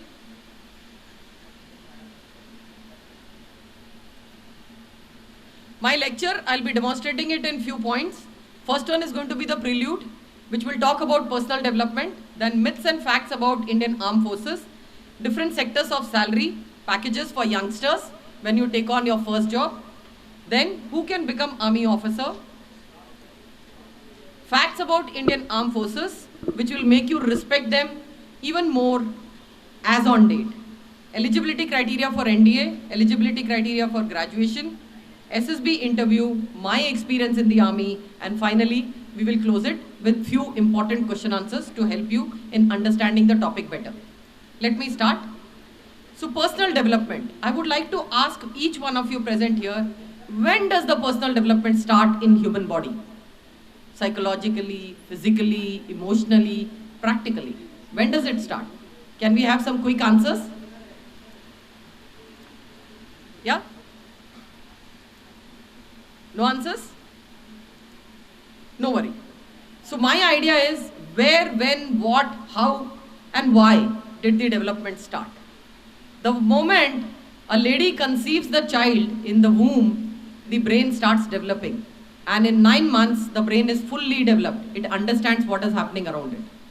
It is just that the body which comes out needs to understand how to talk, how to feel, how to speak, and how to show the emotions and experience the knowledge that is being given to it. So the development is already inside the womb, okay? But what is important for us is when we as human being realize that मेरा development कब start हो रहा है? जब मैं अपने job के बारे में सोचना चालू करते हैं तब, या जब हम नौकरी ढूंढना चालू करते हैं तब, या जब हम समझदारी का झंडा लेकर के निकलने लगते हैं तब. So it is important for us to know where we are and what do we want from our life. That is the most important question everybody should be thinking about. Going forward, I would also like to ask you, what is yours and what you can keep it all the time with you without hunting it. This is a thinker type question. Let's see who answers this. Yeah? Knowledge? Absolutely right, ma'am. But there is something which is more than knowledge, and that is positive thinking. The very moment you say ki I am here, you're actually here. And the moment you say I'm not here, you're actually switched off. Correct? So that is the importance of positive thinking. With another very important aspect, never giving up attitude. If you're positively thinking and you tell yourself ki I'm never going to give up in my life, all the competitive exams happening at the right time, at the right age of your life will be yours. And success will always be yours. Most important thing that we need to remember, negative mind will never give you a positive life. So please remove the negativity around you and live with lot of positive thoughts around you. Thinking positive. What are the 3 basic things that we need to do when we are thinking positively? Very important. You need to do hard work, first and the foremost one. You need to actually dream big, and then you need to stay positive. And you always need to believe in yourself. Let the world may go anywhere, but if your thought is in you, you're going to win any battle in life. This is actually the World Mental Health Day, which was conducted in 10th of October 2010. I have pulled out this slide only to bring out the most important factors which are very important for humans. Connecting with each other is a most important factor. Giving up your valuable time, your emotions, and your presence in the present plays a very important role. Taking notice of your surrounding, your outer being and inner being plays a very, very vital role. Keep learning. It is a most important factor at any age of your life. And then you got to be keeping yourself active. This pushes you to achieve anything that is, for others it may be impossible, but for you it becomes I am possible. Correct? Let me take you further. I'm just highlighting these points. Maslow's hierarchy of needs. We all have heard about it. It starts with basic needs. If रोटी कपड़ा और मकान हम लोगों से छीन लिया जाए, सपने तो दूर, हम तो जीना भी मुश्किल हो जाता है. Correct? So these are the basic needs of human being, which is the broader base of a pyramid. Going forward, your safety needs. If you're not safe, you will not be able to concentrate on anything in life. Then comes your love and belongingness. If the environment in the house by parents is not created, an amicable situation is not given in the schools and colleges where you study, I think education will go for a jump. There will be no education. Going forward, esteem need. The guts and the good feeling should be from within. You got to challenge yourself and ask yourself, yes, am I going to win? Am I going to do this for myself? And when you have that positive thought, only then you start to win over. Then comes your cognitive needs. There is something which is much more than the physical needs and other things. This is the mental capabilities and increasing your knowledge. And then comes your aesthetic needs. The general order of the society and all that falls in place.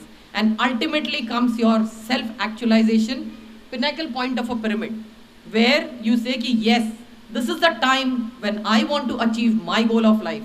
And here I am to face it. So, how many of you have reached the pinnacle of your pyramid? Can you please raise your hands? Those dreams that you had thought in your life, do you say you've achieved it all in your lifetime? Still time to go, correct? Let's see what we have in the next slides.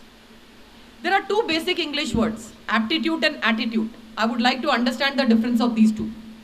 Would anybody like to help me out? What is attitude and what is aptitude? Okay, let me help you out. Attitude is the style, the ego, the passion, the styling sense that we show physically is part of your attitude. When we go into colleges and all, हमारा ऊपर का लिबास अच्छा होना चाहिए, मेरा attitude अच्छा दिखता है, हम इस पे ज़्यादा ध्यान देते हैं, correct? What is aptitude? Aptitude is an innate quality which you develop through your culture, tradition, education, knowledge, and which is your solid strength, which is from within. So what should be the rule position? By the way, these 2 are inversely proportionate, okay? Your attitude needs to be the lowest and your aptitude needs to be the highest. So I say it कि attitude को अपने चप्पल के या shoes के नीचे रखो और aptitude को अपने crown के ऊपर रखो to win in life. Okay? So if you focus on that, I think success can easily be yours. Many times we go give interviews, succeed in lifetime. Is it the knowledge that helps you to achieve your goals in life? Is it the knowledge that gets you the job? Many times no. So it is the aptitude and the attitude which is playing an important role, and your knowledge takes on only 15% of the total requirement that helps you to actually make it into your goal achievement. So please focus on your aptitude first, little bit on attitude, because your overall persona needs to be good. And your knowledge, definitely, to some extent, if you have it, basic concepts needs to be cleared. Correct? Importance of achieving goals in life. You really need to know what your goals are, how you can fix it. 1 month, 6 months, 1 year and 5 years.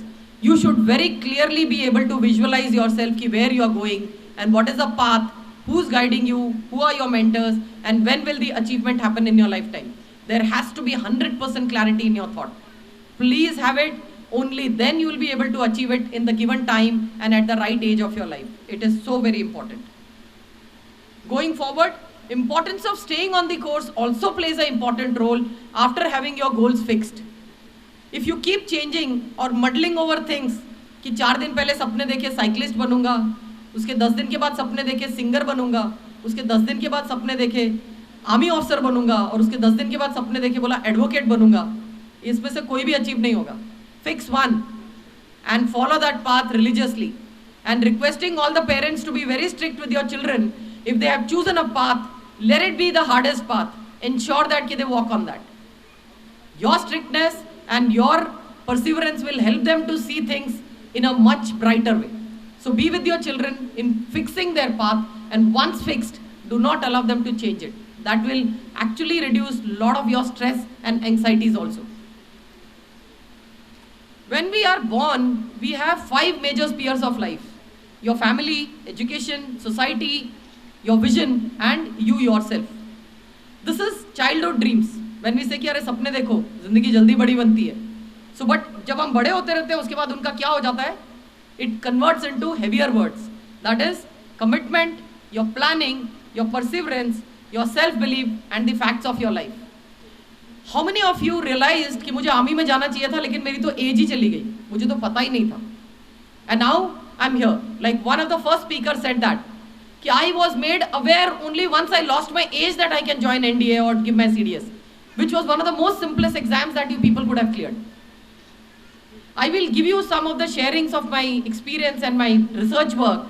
You will be zapped that at the age of 21, an army officer can earn much respect and much level of money and much level of talent that most of you do not even have it at the right age, and which is only 20 and 21. Please hold on your spirits. My next slide will show you those details. Myths and facts about Indian Armed Forces. This is something which is very interesting. Most of the people have wrong ideas about Fauj, and they say कि फौजी कुछ नहीं कर सकते जिंदगी में. I am here to please clear all your doubts. So this says कि many people feel soldiers are drifted into the world and they work hard, but they don't seem to get anywhere worthwhile. I'm sorry. I'm one example standing here. We do have absolute clear focus and aims of life, and many of the soldiers and officers achieve them in the right time and the right age of their life. So I'm here, I can proudly say I had 4 dreams in my childhood, and today I have achieved all 4 of them. I'll share my dreams also with you.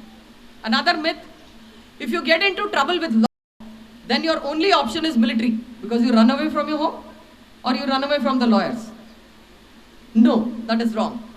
Military benefits and pays are not competitive to the civilian world. My next slide will tell you how beautifully competitive we are. And everybody will feel pride. I should have gone into army and I should have earned that as my first salary.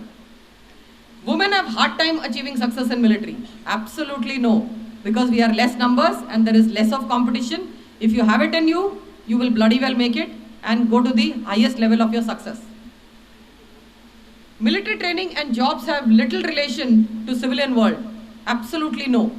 We are focusing more on the civilized world of the nature, which will pay us better life, because we as soldiers come out with a lot of maturity and we help the society to be growing in positive form. Going into military right out of high school means you will get a college education. Absolutely no. Most of them join army with professional education, and we choose best of the best universities in the globe to get the best of the best education and come back and serve the country. Process of finding facts helps you to choose where you want to go in life. This is a very important fact. By knowing precisely what you want to achieve, you know where you have to concentrate on your efforts. This army training tells you to do so. You will also quickly spot the distraction that can so easily lead you to stray out of your dreams and lose your track. Another very important fact. Please hold your breaths. The next slide that I'm going to share is going to be an eye-opener for most of the senior people sitting here and most of the youngsters sitting here. I've done a little bit of research on this work to find out the fact and data here. Friends, this is a data which tells me that there is no job in the country which will pay you anything more than 50,000 in a month of your first salary of your life. Those senior people who are sitting in front, I would like to challenge them or rather request them to go back to their young age and ask this question to themselves कि मेरी जिंदगी की पहली salary कितने की थी? क्या 50,000 के ऊपर थी? कोई हाथ खड़ा कर सकता है 50,000 के ऊपर वाला? नहीं? Okay. So we see here teachers, engineers, doctors, scientists and all the whatever I think Kashinath was using दिग्गजकर व्यक्ति गण जे समोर बसलेले आहेत. So the idea is it takes time to climb the ladder of success and to go to the package which we are going to share in the next slide for others to achieve. Please concentrate on the last 3 lines, friends. An Air Force flying officer gets 1,20,000. A Navy officer gets 1,10,000. And an Indian Army officer gets 1,10,000. And a Navy officer gets 1,15,000. And by the way, this is just the basic. DA is not added. DA as on date is 92%. Plus there are lots of pays and perks. Also, there are a lot of city compensatory allowances and field allowances which will reach your salary to start with 3.5 lakh on your first month of your salary at the age of 20 and 21. Isn't it amazing? So all those children who are sitting here want to focus on a career. I think there would be no better career than choosing defense. Let me take you forward. Who can become Army, Navy and Air Force officers? These are some of the pictures that I've collected just to tell you that most of them who have made it into Army, Navy and Air Force are the best part of the society, that is middle class. I think we are the branded ones जिसको पता है कि मेहनत कहाँ करनी है, कैसे करनी है और struggle कहाँ है और कितनी करनी है और success को कैसे पाना है. I would also like to share that the percentage required for joining defense is only 75% to 85% bracket. We don't want anybody who scores more than 90 and we don't want anybody who scores less than 50. So this is a very important thing which I thought I must share with you. Isn't it interesting? Isn't it motivating? Okay. Some facts next. I want you to just read it out, or rather I'll read it out quickly so that I take you to important slides thereafter. Some of the very important facts which will make you deserve, rather respect any soldier that you see in uniform or off the uniform. We control the highest battlefield in the world, Siachen Glaciers, which is 5,000 meters above the mean sea level. And this is, let me tell you friends, one of the topmost ones which India controls it. And we guard this area 24/7, where the temperature at any given time is -60° to -90° of the year. And when the soldiers get posted here, even for 6 months, they are given full pension. 100% maturity of pension is given to them, because anything which goes beyond 50° plus 50° temperature, minus 50° temperature freezes. So why will your blood and brain not freeze? But let me tell you, we have techniques, we have exercises which keeps us live and active, and our brain and blood does not freeze there because we are Indian soldiers. The biggest voluntary army in the world, we don't force anyone. We look forward for only voluntary choices. If you have it, please come forward, prove it to yourself and join defense. We are considered among the best in the high altitude and mountain warfares. The best of the best countries in the world today, which challenge with the military equipment and all the sophisticated developments of things, they also come to us for training of high altitude and mountain warfare schemes to India. Indian cavalry covertly tested its nuclear arsenal in early 70s and 90s without even CIA coming to know of it. So we do have nuclear power since 1970s, friends. Unlike other government organization and institution in India, there are no reservations in the defense entries.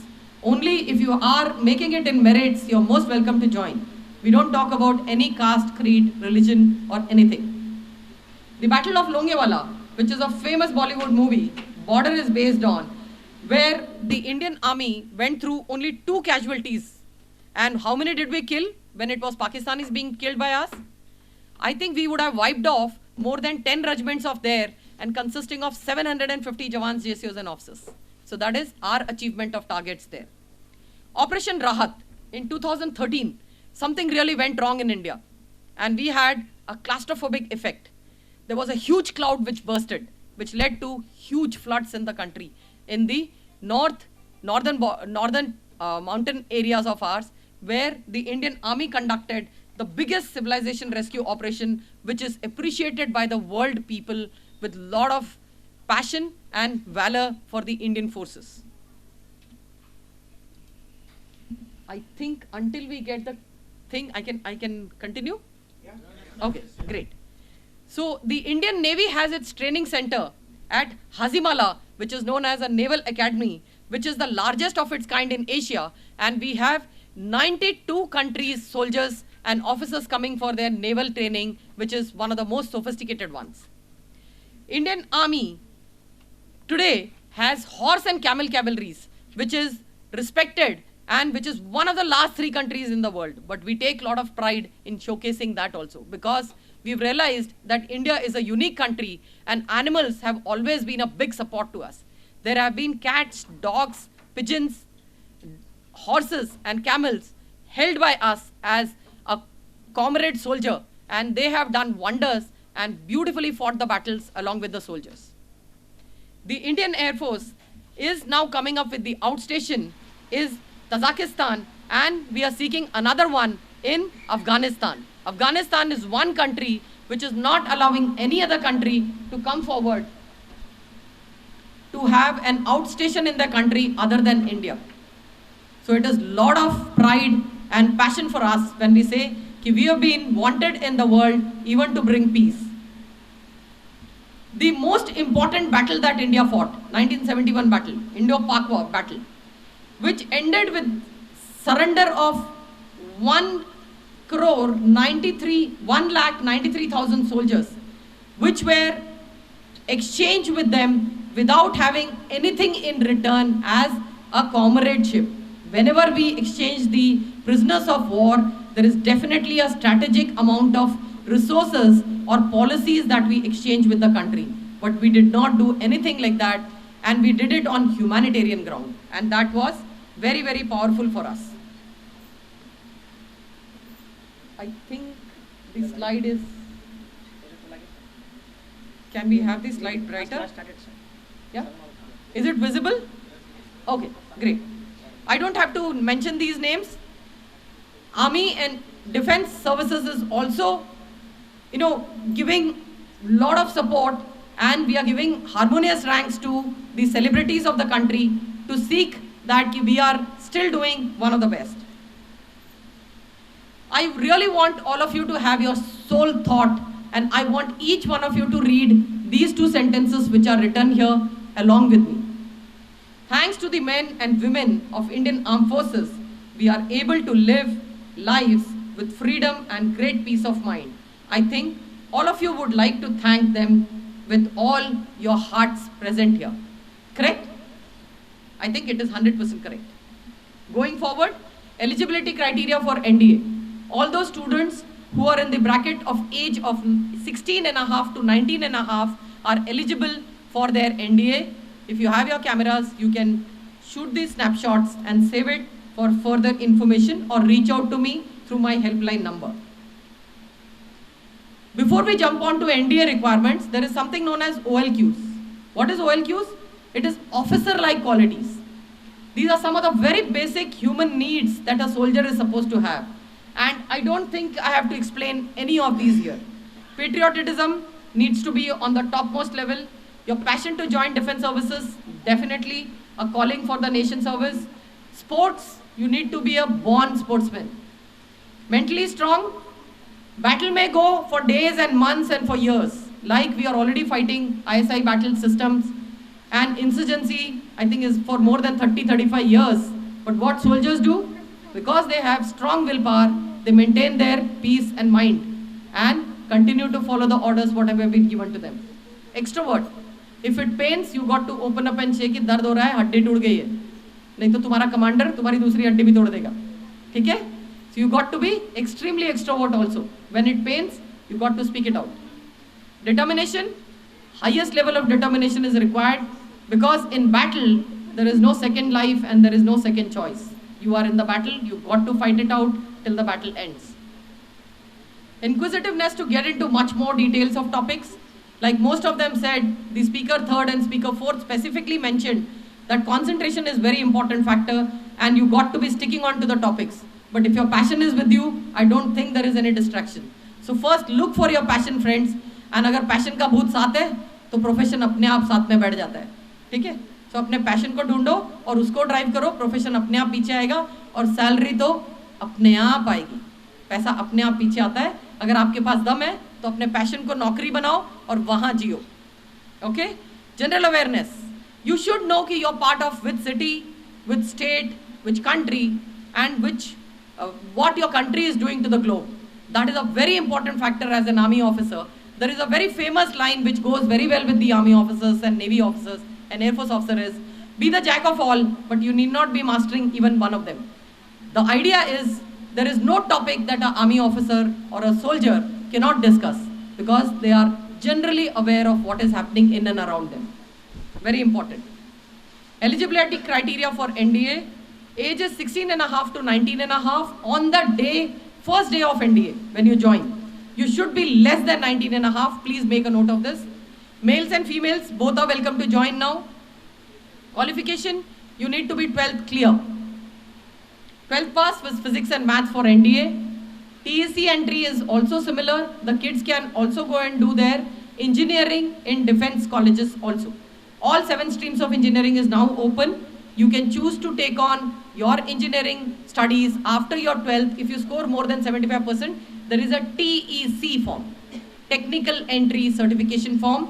Please fill it up. It comes twice in a year along with your NDA form. NDA is also open for BTech degree. We have 3 streams open. The balance 5 streams are also going to be part of NDA. Let's go forward. Written exams, please ignore the year. Months are April and September. The written exam dates are fixed. It is on the 2nd Sunday of April month and 2nd Sunday of September month. Results, mid-July it is declared, and mid-December your results are declared. Then results are basically also announced on UPSC website, which is www.upsc.gov.in. I don't have to explain it in detail. If you Google the website, it is all available there. UPSC entrance exam for NDA and Indian Navy. Paper 1 is basically mathematics paper with 300 marks. Paper 2 is general ability paper, which consists of, let me make it very clear, it consists of more than 17 subjects. So you got to score passing marks in all the subjects. PCM combination में 90 marks मिलते हैं, geography और history में 0 मिलता है तो आप fail हो. लेकिन maths का paper पहले clear होना चाहिए. जो 300 marks का है उसके अंदर से you should have scored at least 120 marks to go to the level 2 of the paper to be corrected by them. Maths में fail, your answer sheets is dumped into the dustbin. They don't even correct the next paper.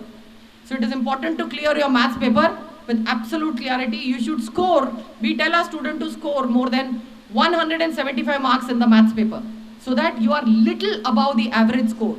Rather, my score is 75 and above. All my students who are with me score 75 and above in each and every subject. Then we go on to the objective type of, the paper is completely objective. You're given 4 options.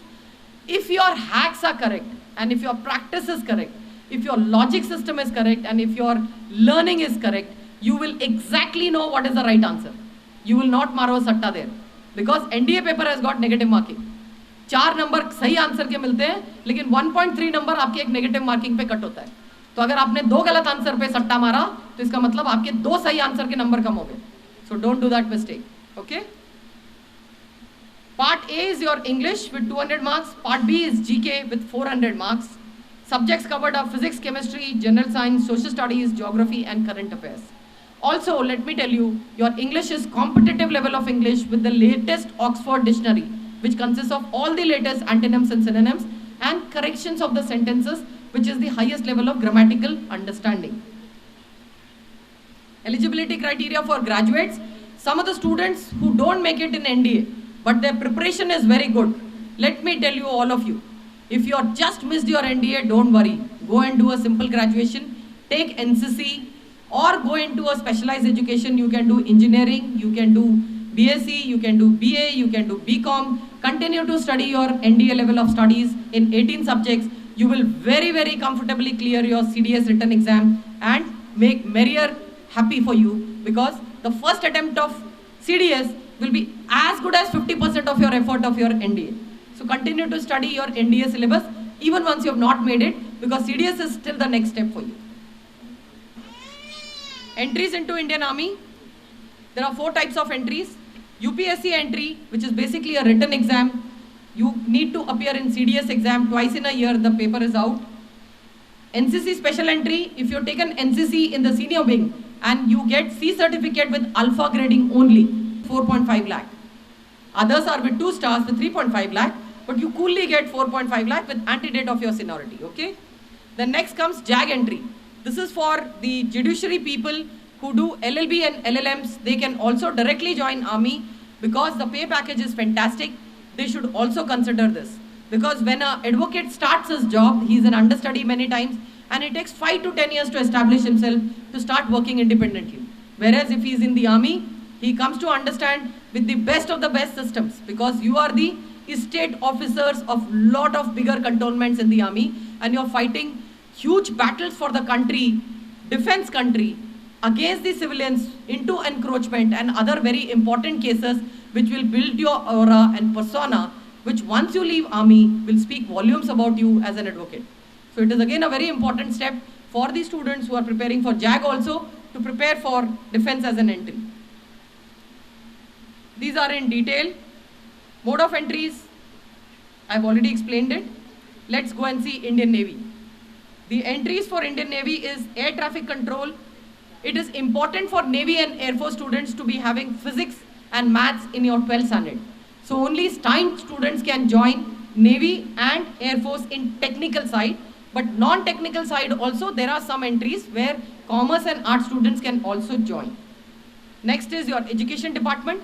You can be a postgraduate also. Then is your aviation cadre as observers.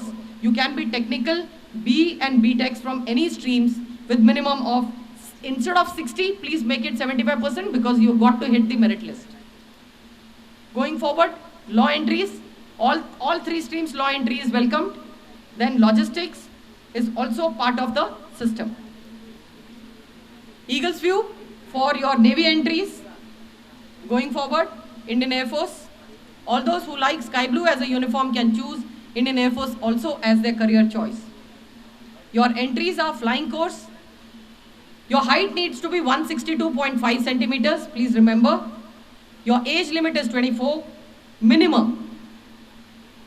Technical entry is FCAT. There is something known as EKT, is basically a small little technical paper that you go and give there before you get into your interviews.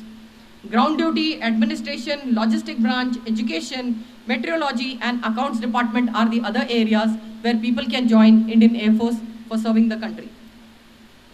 Eagles View of Indian Air Force.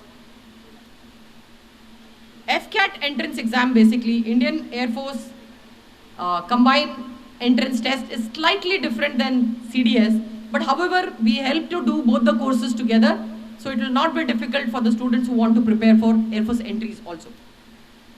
Again in detail, I've already explained this. I'm trying to share few of the stories where some of the women have dipped down to the lowest point of their graph, and they have taken lot of pain and agony to climb and adorn the defense uniforms and achieve the biggest passion of their life. I'm going to share 2-3 stories here. Please bear with me and listen to the stories. These 2 ladies in the center picture, one of them is Swati and the other one is Nidhi. I'm sure you would be knowing the story of Colonel Madik. Maharashtrians from Satara, heard of Colonel Madik's story? Colonel Madik was martyred along with 16 soldiers. His wife was already having a 10-year-old daughter and a 7-year-old son. And she was not interested in doing anything. She was very happy being a homemaker. Colonel Madik's commanding officer's wife went down to the village to motivate this lady. And they told her, don't you want to hang your husband's uniform in the cupboard only, or do you want to wear it? If you want to wear it, we are here to help you. Please take this right and be the woman to wear the uniform after your husband's sacrifice for the country. So she took some time, she took more than a year to decide, and went back after a year to her commanding officer's wife to tell her that yes, I'm interested. She took more than 4.5 years to prepare and come to me when I was one of the instructors in the training institutes in Pune.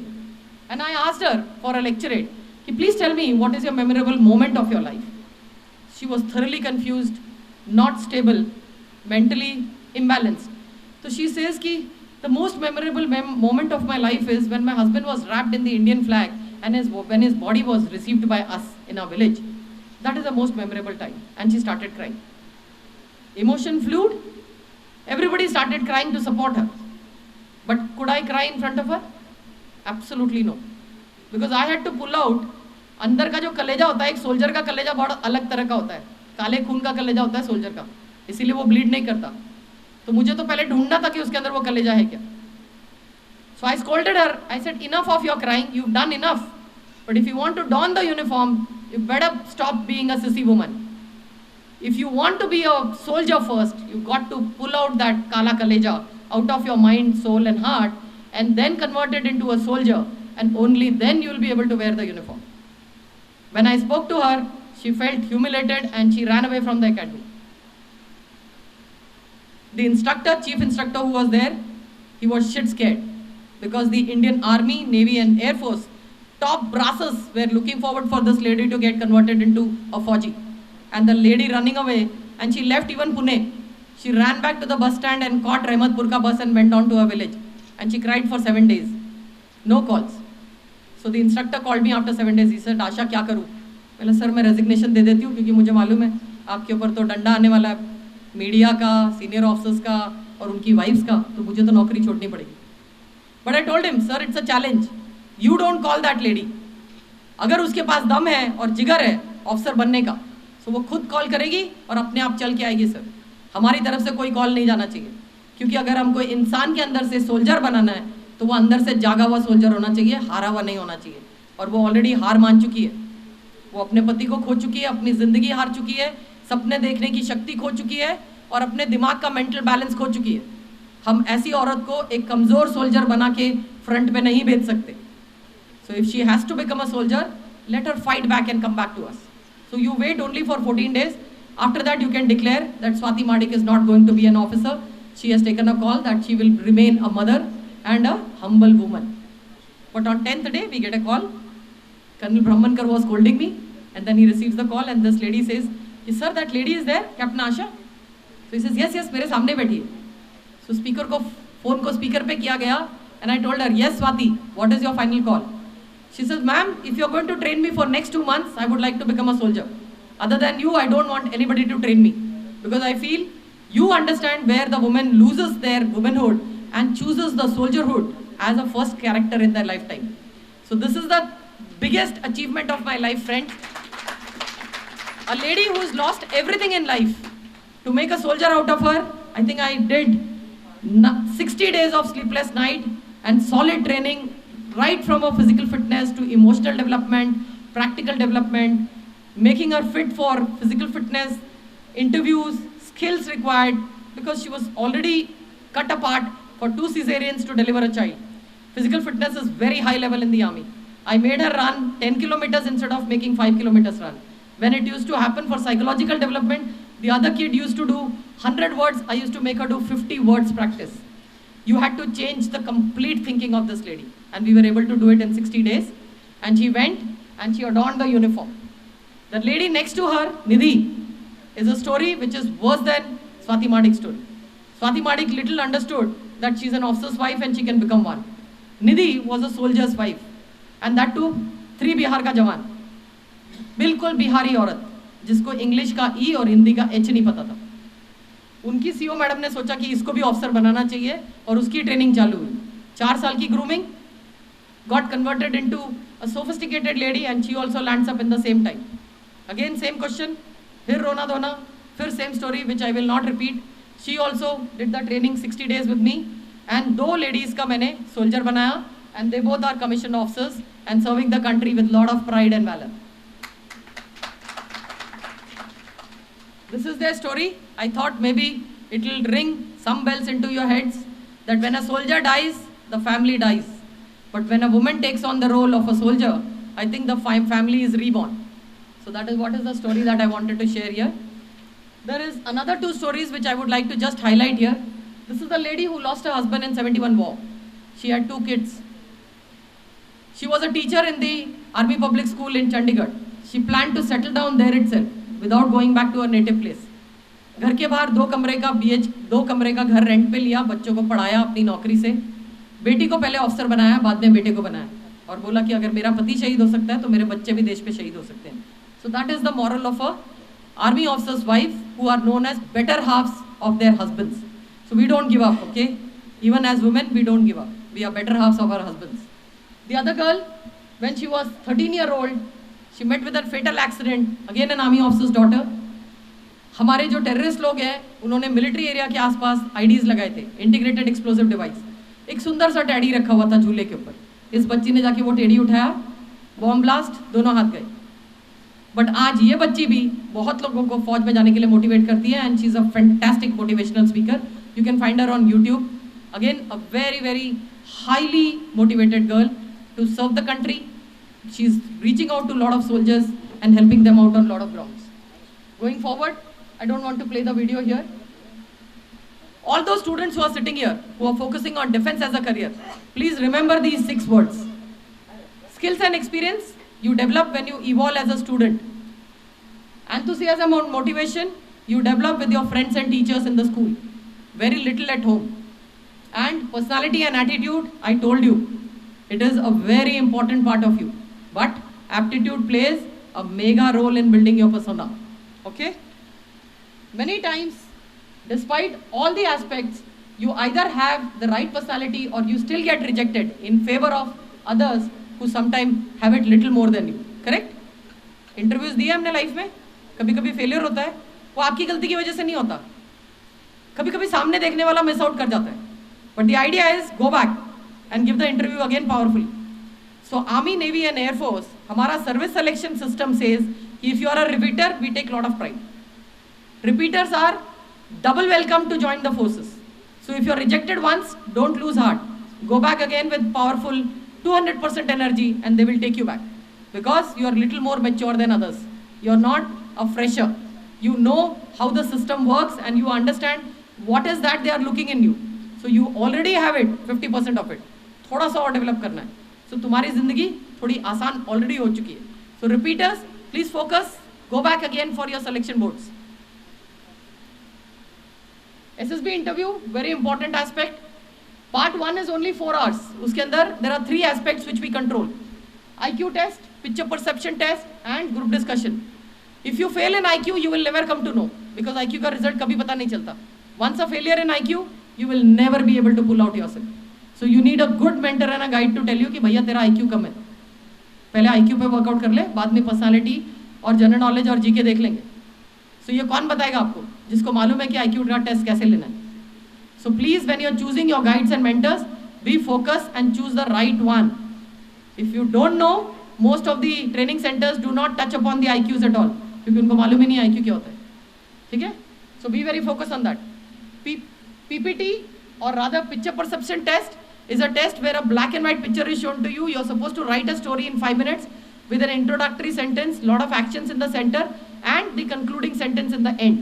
And this picture tells you what sort of a mentality and what sort of a personality do you have, because the psychologist who's going to read this story will understand many aspects of your human development from that small little story of 200 to 250 words that you write on a paper.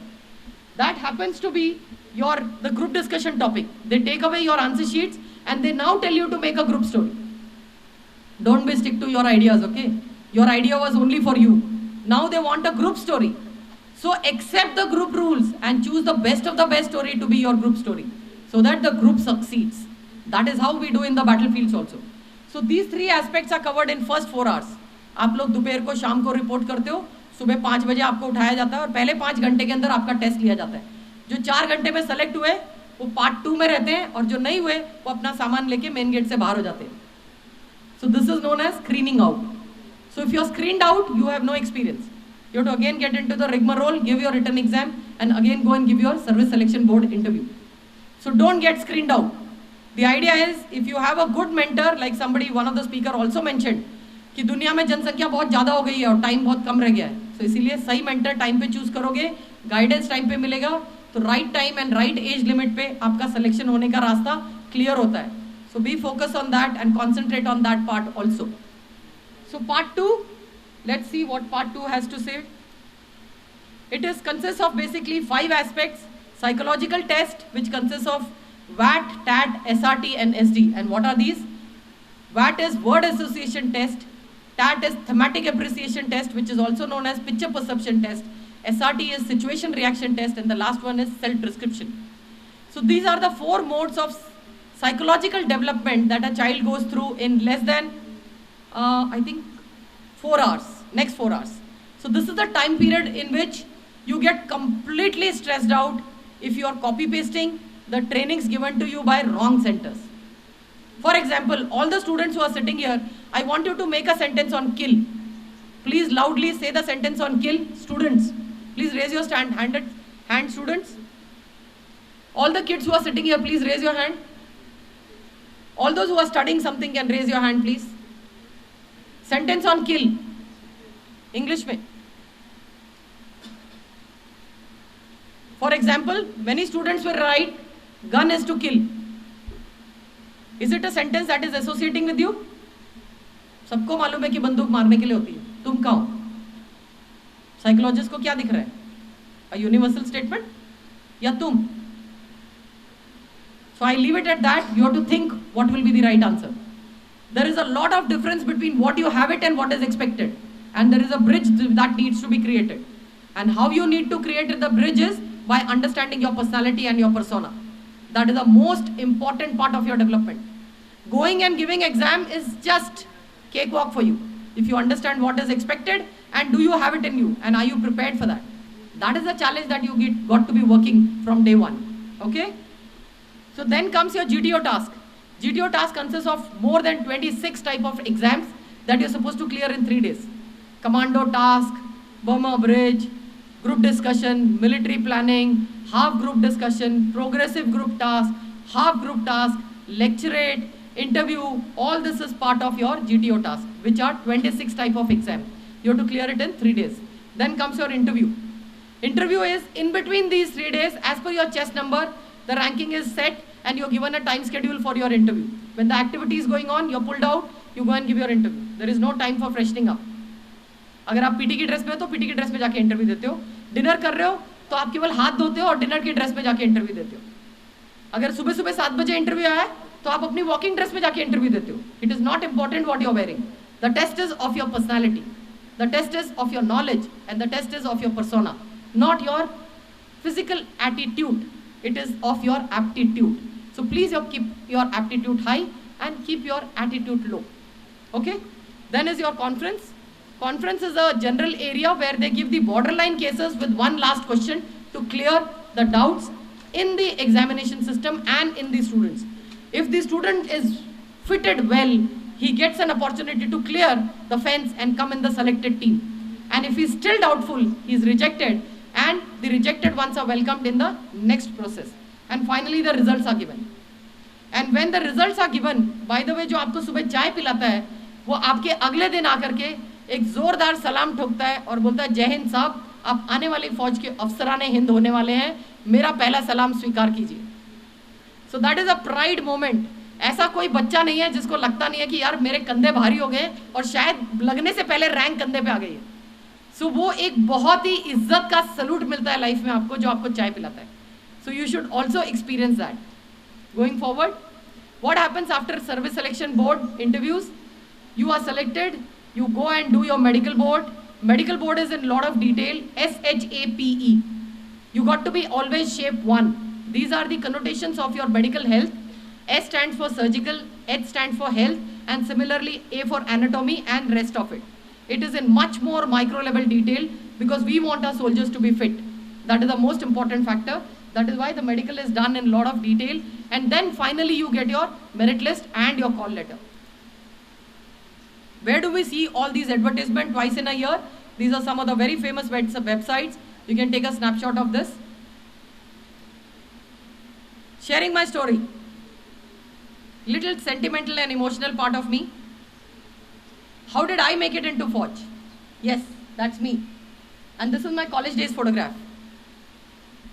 Some of the pictures that I've shared here, I was in my school days already a best sportswoman, the topper of my art section, already a noble student of school, noble student of Wadia College. I did my NCC, represented Republic Day parade, gold medalist in cross country, basic leadership gold medalist, lot of things. The idea is passion. मेरा passion का भूत मेरे साथ था, मैंने उसको गुम नहीं होने दिया. जब से मैं बड़ी हुई केवल पैशन ड्राइव करता था. कॉलेज में मेरे क्लास के जो क्लासमेट्स हैं, when we met after 25 years, they told me कि यार you were treated as a Hitler in the college. कोई लड़का मेरे आसपास घूम नहीं सकता था, लड़कियां भी डरती थी मुझसे कॉलेज में, क्योंकि मेरा फोकस क्लियर था. मेरे को लड़कों के साथ टाइम वेस्ट नहीं करना था, क्योंकि मेरे पास टाइम ही नहीं होता था. क्रॉस कंट्री की प्रैक्टिस कब करूँ, एनसीसी की प्रैक्टिस कब करूँ, ज्योग्राफी का प्रैक्टिकल कब करूँ, लेक्चर्स कब अटेंड करूँ, और साइकिलिंग करके ये सारी जगहों पे कब पहुँचूँ. In my college days, I used to do cycling more than 60 to 70 kilometers per day. I was staying in Vishrantwadi. I had to go to Wadia College, then come back home, then go to Senapati Bapat Road, from there run, go University Circle का चक्कर मार के वापस सेनापति Bapat road पे आओ, अपनी cycle उठाओ, cycling करके घर आओ, और सुबह 10 किलोमीटर भागने जाओ. सो मेरा तो भूत बना हुआ था, बाकी का पता नहीं, मैं तो आधी भूत थी. सो पैशन का भूत मेरे साथ था और मैं कहीं पे भी डाइवर्ट नहीं हुई. The idea is my focus was damn clear. Is yours very clear? Please find the right mentor and just get going with that. Because age is a very limited period with you. If it flies off, nothing can be yours. Okay? Pointers. My father has served in the army as an officer. My grandfather also served in the army. Rather very proudly I will say, I come from a village जिसके अंदर हर इंसान जो लड़का बन के पैदा हुआ है, उसने या तो यूनिफॉर्म पहनी है, और यूनिफॉर्म पहनने के बाद गांव में जाकर के खेती की है. And very proudly my father is gone back to his village and he now owns 150 acres of land. But problem ये है कि हमारे यहाँ पानी नहीं पहुँचे. So Naam foundation has to still go to my village to support my own father for some irrigation system which I am already doing it from Naam foundation aspects. I come from a middle class family. Adjustment पैदा होते ही शुरू हो जाती है life में. My father was the army officer, mother was a home maker, and we had half of the population of the country in the house. 2 भाई और 2 बहन. रोज महायुद्ध होता था, तीसरा महायुद्ध. कभी बाल खींचे जाते थे, कभी नोटबुक फाड़ी जाती थी, कभी कपड़े फाड़े जाते थे, कभी पिटाई हो रही होती थी. रोज का घर में महायुद्ध होता था. हम ऐसे ही बड़े हुए. But what did we learn? Adjustments, compromises and a different attitude to see life. देखा जाएगा है, हम कर सकते हैं. मम्मी डैडी ने तो ये सिखा ही दिया था. टीचर्स भी बहुत सपोर्टिव थे, क्योंकि जब घर में इतनी मार खाते हो तो तुम स्कूल में भी थोड़े शैतान बच्चे होते हो. I was the most notorious girl in the school. Forget about class, school में I was famous. And by the way 3 days back I went back to my school to give my first presentation, and let me tell you, there were 40 students sitting in the class and there were only 4 hands which raised saying that कि मुझे फौज join करनी है. जब मैंने अपना lecture finish KIA और ये बोला कि मैं इसी स्कूल की बच्ची हूँ और मैं इसी खिड़की से बाहर जम करके जाती थी गेम्स पीरियड के लिए, ज्योग्राफी पीरियड के बाद, और मुझे पिटाई मिलती थी गेम्स खत्म करने के बाद, लेकिन आज मैं पूरे गर्व से बोल सकती हूँ क्योंकि मैंने वो सब शैतानियाँ की, इसीलिए आज मेरे 4 सपने पूरे हुए हैं. सो सपने देखना कभी मत रोको, और उसको जीने की लगन आपके माँ बाप, आपके टीचर्स और आपके फ्रेंड्स देते हैं, इसीलिए उनके सहारे ही आप जिंदा रह सकते हो. जिंदा रहने का मकसद ये है कि आप कभी दिमाग से बड़े मत हो. I am still that 13-year-old girl and I still have lot of new dreams to achieve.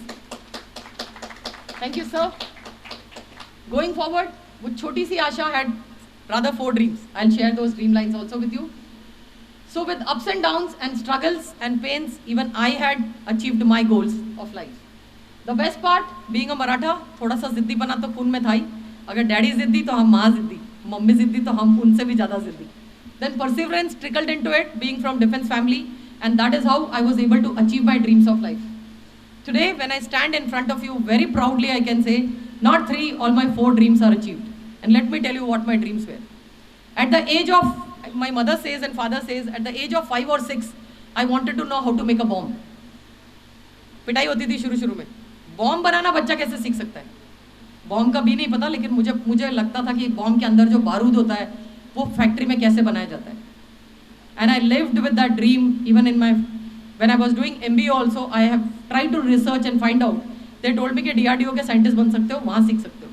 बोला वो तो मैं यूज़ नहीं कर सकती, मुझे यूज़ करना है. तो डैड टोल्ड मी कि IPS ऑफिसर बन जा, बुलेट मिल जाएगी, वो चला सकती है कभी भी कहीं भी. तो बोला ठीक है. And I started preparing for IPS. When I finished my college in 1 year, I cleared my preliminary exam of UPSC. Very proudly my father told me, बाकी सब चीज़ें बंद, 10 घंटे की रोज की पढ़ाई चालू. बट जब वो हुआ तो फौज के इंटरव्यूज़ का बड़ा ऑर्डर्स पुणे में लगना चालू हुआ. फर्स्ट एयरफोर्स का, उसके बाद नेवी का, उसके बाद आर्मी का. जब ऑलिव ग्रीन यूनिफॉर्म दिखाई दी तो बोला बस, this is my dream, nothing more than this. I have my olive green because since my childhood कहीं बाहर जाने को बोला जाता था तो बस डैडी की पुरानी शर्ट और मम्मी का पेटीकोट का नाड़ा बांध के I was ready for going out. That was my picnic dress, that was my night suit, that was also my party dress. तो बहुत पिटाई होती थी घर में. शैतान बच्चे को कंट्रोल करना आसान नहीं होता, लेकिन सपने देखने वाले बच्चों को कंट्रोल करना बहुत आसान होता है, क्योंकि सपनों को केवल बढ़ावा देना चाहिए, जो मेरे पिताजी ने मुझे बहुत अच्छी तरह से दिया. So that's what my second dream. So third dream was to fly like a bird and do para jumps. When I joined army, the service of women were only for 5 years. पहला झटका तो तब लगा जब पता चला कि हम केवल 5 साल के लिए और 5 साल के बाद फौज से घर जाना है. सो बोला यार ये तो गलत हो गया, 5 साल के बाद हम घर नहीं जा सकते, अब यूनिफॉर्म पहन ली, अब तो जिंदगी निकालनी है इसमें. So then फिर पूछा गया what is the system. Somebody told us go and file statutory complaints, go to the court and file your cases. And we started our first case in 1996. I can proudly say it has taken 29 years, 6 months and 14 days to fulfill that dream. And last year, Supreme Court gave a go on the Permanent Commission for Women in the Army. My dream was to become the General of Army, but I don't think I personally will be able to achieve that. But I'm looking forward for candidates who will fulfill my dream of becoming the generals of Indian Army, Navy and Air Force.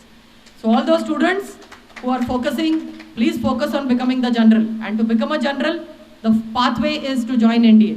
Because age is going to play with you, and you will be the youngest officer who can be chosen to become the Defense Chief of Staff and Army Chief of Staff or Air Force Chief of Staff. Okay? Going forward, what am I doing now? हर इंसान की छोटे से इंसान की थोड़ी C बड़ी कहानी होती है. तो by the way I am already turning 50 this June. So मेरी हाफ सेंचुरी पूरी हो चुकी है, and I am at a stage where I can say कि I am a season veteran where business strategy development and continuity is in my core, and I am the subject matter expert for defence manufacture and defence businesses. That's why I am heading I am already part of 3 boards in 3 different companies. So I've already said that in the start. And then it will be, I have a vision which I want each one of the senior citizens sitting here, or rather the Diggaj log and who have students to follow them, to take a message from me that I would personally like to connect with each one of you, because I have a mission where I want to reach out to 1 million students to transform them, to see their life with passion and to serve the country as a defense officer. So help me achieve my dream as fast as possible. I have already reached out to 30,000 students, out of which 374 of them are serving officers of Indian Army, Navy and Air Force. Yeah. So I won't take much of time. Once you become part of our academy, we will deal with these questions in much more detail. I'm just jumping.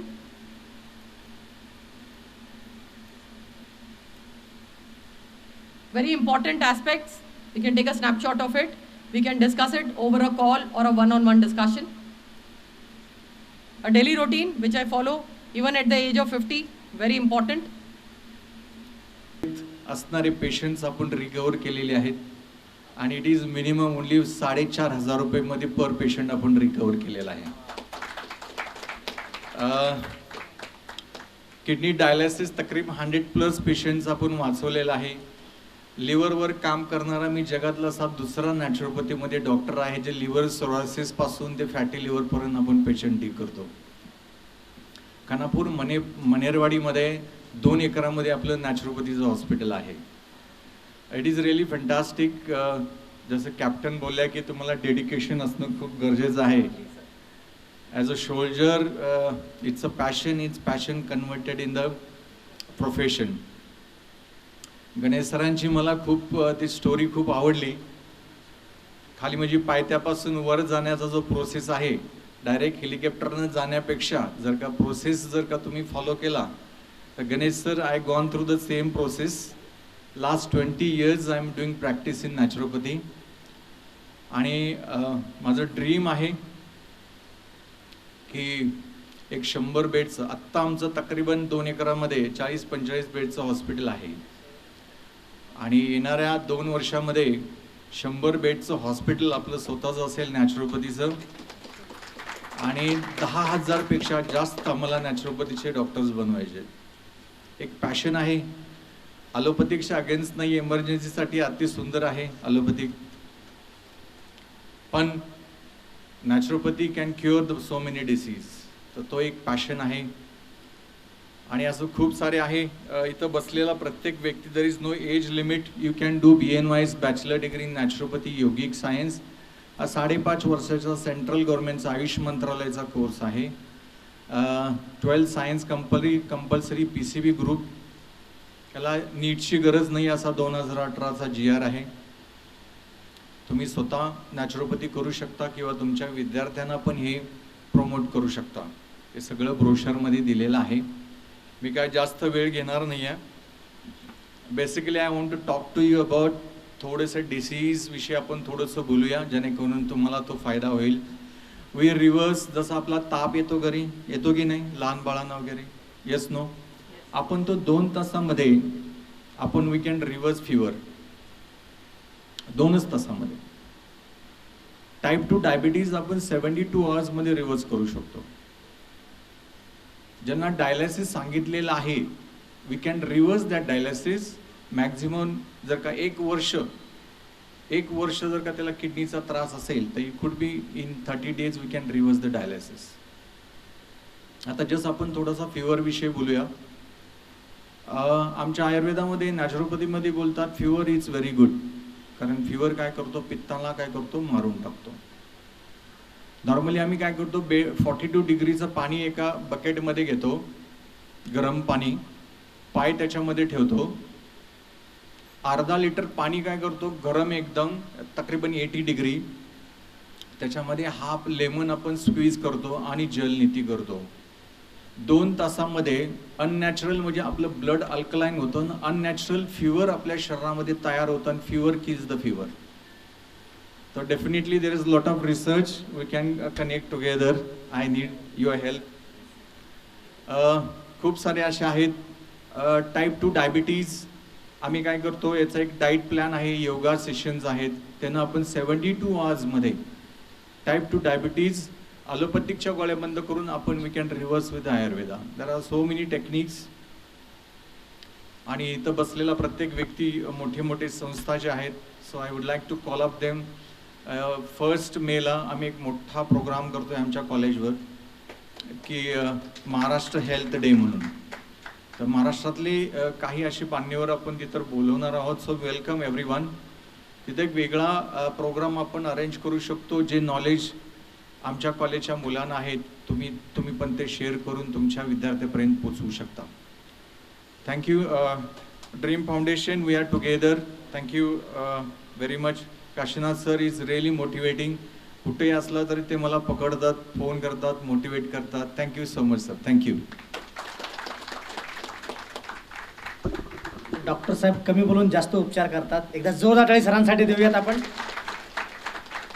मागील 2-3 तास काही लोक बसलेले आहेत, सळसळत्या रक्ताचे, तडपदार हृदयाचे, दूरदृष्टीचे, जिद्दीच्या पावलांचे आणि सक्रिय मेंदूंचे.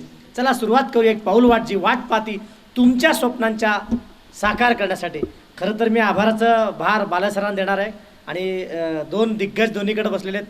मला भीती वाटते. असो, इथं बसलेले जे मान्यवर आहेत त्यांच्या आयुष्यामध्ये खूप मोठं उत्तुंग यश कमवलेले आहेत. पण आज आपण छोटंसं सन्मान करतो. मी शैलेंद्रजींना विनंती करतो आपण ही व्यासपीठावर यावं. खाडेसाहेब जरा ट्रॉफीसाठी आपण थोडं पुढे यावं, सहकार्य करावं. आणि आपण एक मी नाव घेतो, त्या नावानुसार आपण सन्मान स्वीकारण्यासाठी यावं.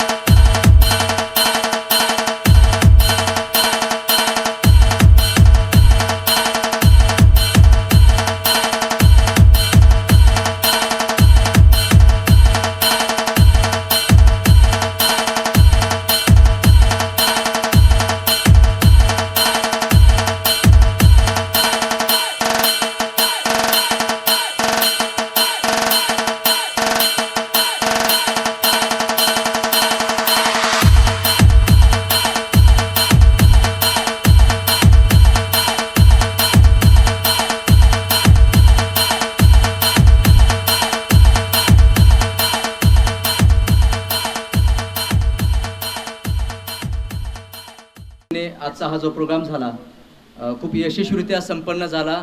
या प्रोग्रामसाठी व्यासपीठावरील सर्वच मान्यवर महाराष्ट्रातल्या कानाकोपऱ्यातून आपली महत्त्वाची कामे बाजूला ठेवून आज आपल्याला आशीर्वाद देण्यासाठी, शुभेच्छा देण्यासाठी आणि पुरस्कार देण्यासाठी, मार्गदर्शन करण्यासाठी उपस्थित झाले. त्याबद्दल ड्रीम फाउंडेशनच्या वतीने धन्यवाद आणि आभार. आभार याच्यासाठी मानायचं असतं की जाताना डोक्यावर मनावर कोणाचं भार घेऊन जाऊ नये, आणि धन्यवाद याच्यासाठी म्हणायचं असतं की मनामध्ये कुठे वाद व्हायला नको. म्हणून सर्वांचे आभार आणि धन्यवाद. ड्रीम फाउंडेशनचे सर्व आणि त्यांची टीम, काशीनाथ सरांनी हा प्रोग्राम आयोजित केला आणि महाराष्ट्रातल्या कानाकोपऱ्यातून आपण सर्वजण पुरस्कार्थी, विद्यार्थी, पालक आणि आपण सर्वजण उपस्थित राहिलात. याबद्दल संस्थेच्या वतीने पुन्हा एकदा खूप खूप आभार, धन्यवाद. या सभागृहाला आणि बाकी सर्व गोष्टींना सर्वांना धन्यवाद, धन्यवाद, धन्यवाद. आपण सगळ्यांनी एकदा मनापासून जोरदार धन्यवाद बोलूया ड्रीम फाउंडेशनला. जोरदार बोला, धन्यवाद, धन्यवाद, थँक्यू सो मच. बोला जोरदार, thank you so much, thank you so much, thank you thank you. Group फोटोसाठी सर, टोटल लाईफ ट्रान्सफॉर्मेशन हा एक दिवसीय कार्यक्रम आहे. सकाळी 10 ते 6 पर्यंत. साधारणतः फक्त 50 लोकांसाठी जागा आहे. कालच एस फॅमिलीचा प्रोग्राम झाला. 65 लोकांनी रजिस्ट्रेशन केलेलं आहे. ज्यांना इच्छा आहे जाणून घ्यायचंय. 10,000चा प्रोग्राम आहे. 10,000 रुपये इन्व्हेस्टमेंट. तुम्हाला तो फ्री देण्यात येणार आहे तुमचे ड्रीम्स कंप्लीट करण्यासाठी. बालाजी जाधव जाणून घेण्यासाठी यूट्यूबला तुम्ही जाऊ शकता. Thank you so much. एवढे आणखी एक सांगेल, उत्कृष्ट वक्ता या ठिकाणी आमचे सहकारी युवराज गायकवाड सर पण आहेत. आणि युवराज सर यांनी शिकाल भाषांतर कराल शासन पुस्तक लिहिलं आहे. उत्कृष्ट वक्ता सरांच्या पुस्तकात लिहिलेलं आहे, वक्ता तो असतो, वेळेत सुरू करणं आपल्या हातात नाही, पण वेळेत संपवणं आपल्या हातात आहे. बरोबर, कार्यक्रम वेळेत संपलेला आहे. 1 तास थोडं लेट असो पण थेट असो. बरोबर. Thank you so much. सगळ्यांकडे प्रचंड अनुभव आहे, सगळ्यांना बोलायचं होतं, पण नक्कीच भेटूया 29 तारखेला आपल्यातील उत्कृष्ट वक्त्याला जागृत करण्यासाठी आणि टोटल लाईफ ट्रान्सफॉर्मेशन करण्यासाठी पूर्ण दिवसीय कार्यशाळा 100% फ्री. तुम्हा सर्वांची स्वप्न पूर्ण हो यासाठी ड्रीम फाउंडेशनच्या वतीने, काशीनाथ सरांच्या वतीने आणि सर्वांच्या वतीने या ठिकाणी मी शुभेच्छा देतो आणि धन्यवाद म्हणतो. थांबतो. जय हिंद, जय महाराष्ट्र. सन्माननीय व्यासपीठ, उपस्थित सर्व सत्कारार्थी, प्रेक्षक, आपल्याला आज खरं खूप छान संधी उपलब्ध करून दिली. या ठिकाणी जे व्यासपीठावर व्यक्ती होत्या ती एक व्यक्ती 1000 वक्त्यांची बरोबरी करणारी अशी आहे. काही कार्यक्रम हे माससाठी असतात तर काही एक क्लाससाठी असतात. खरं तर हा कार्यक्रम क्लाससाठी होता असं म्हणाव्यास हरकत नाही. या ठिकाणी सरांनी बोलावलं, सगळ्यांचा सत्कार केला, त्याबद्दल ड्रीम फाउंडेशनला मनस्वी धन्यवाद. थँक्यू. खरं तर पहिल्यांदा पुण्यामध्ये क्रांती सूर्य महात्मा ज्योतिबा फुले, भारतरत्न डॉक्टर बाबासाहेब आंबेडकर आद्य क्रांतिकारक महात्मा बसवेश्वर जयंतीनिमित्त ड्रीम फाउंडेशन, स्पेस टाईम ज्ञान दर्शन अकॅडमी पुणे व ओरॅकल नॅचरल थेरपी हॉस्पिटल यांनी हा अभूतपूर्व कार्यक्रम हे करून सर्व मान्यवरांना एकत्रित आणलं आणि आपल्या ज्या ड्रीम्स कशा बघायच्या आणि त्या कशा पूर्ण करायच्या याविषयी मार्गदर्शन केलेलं आहे. या कार्यक्रम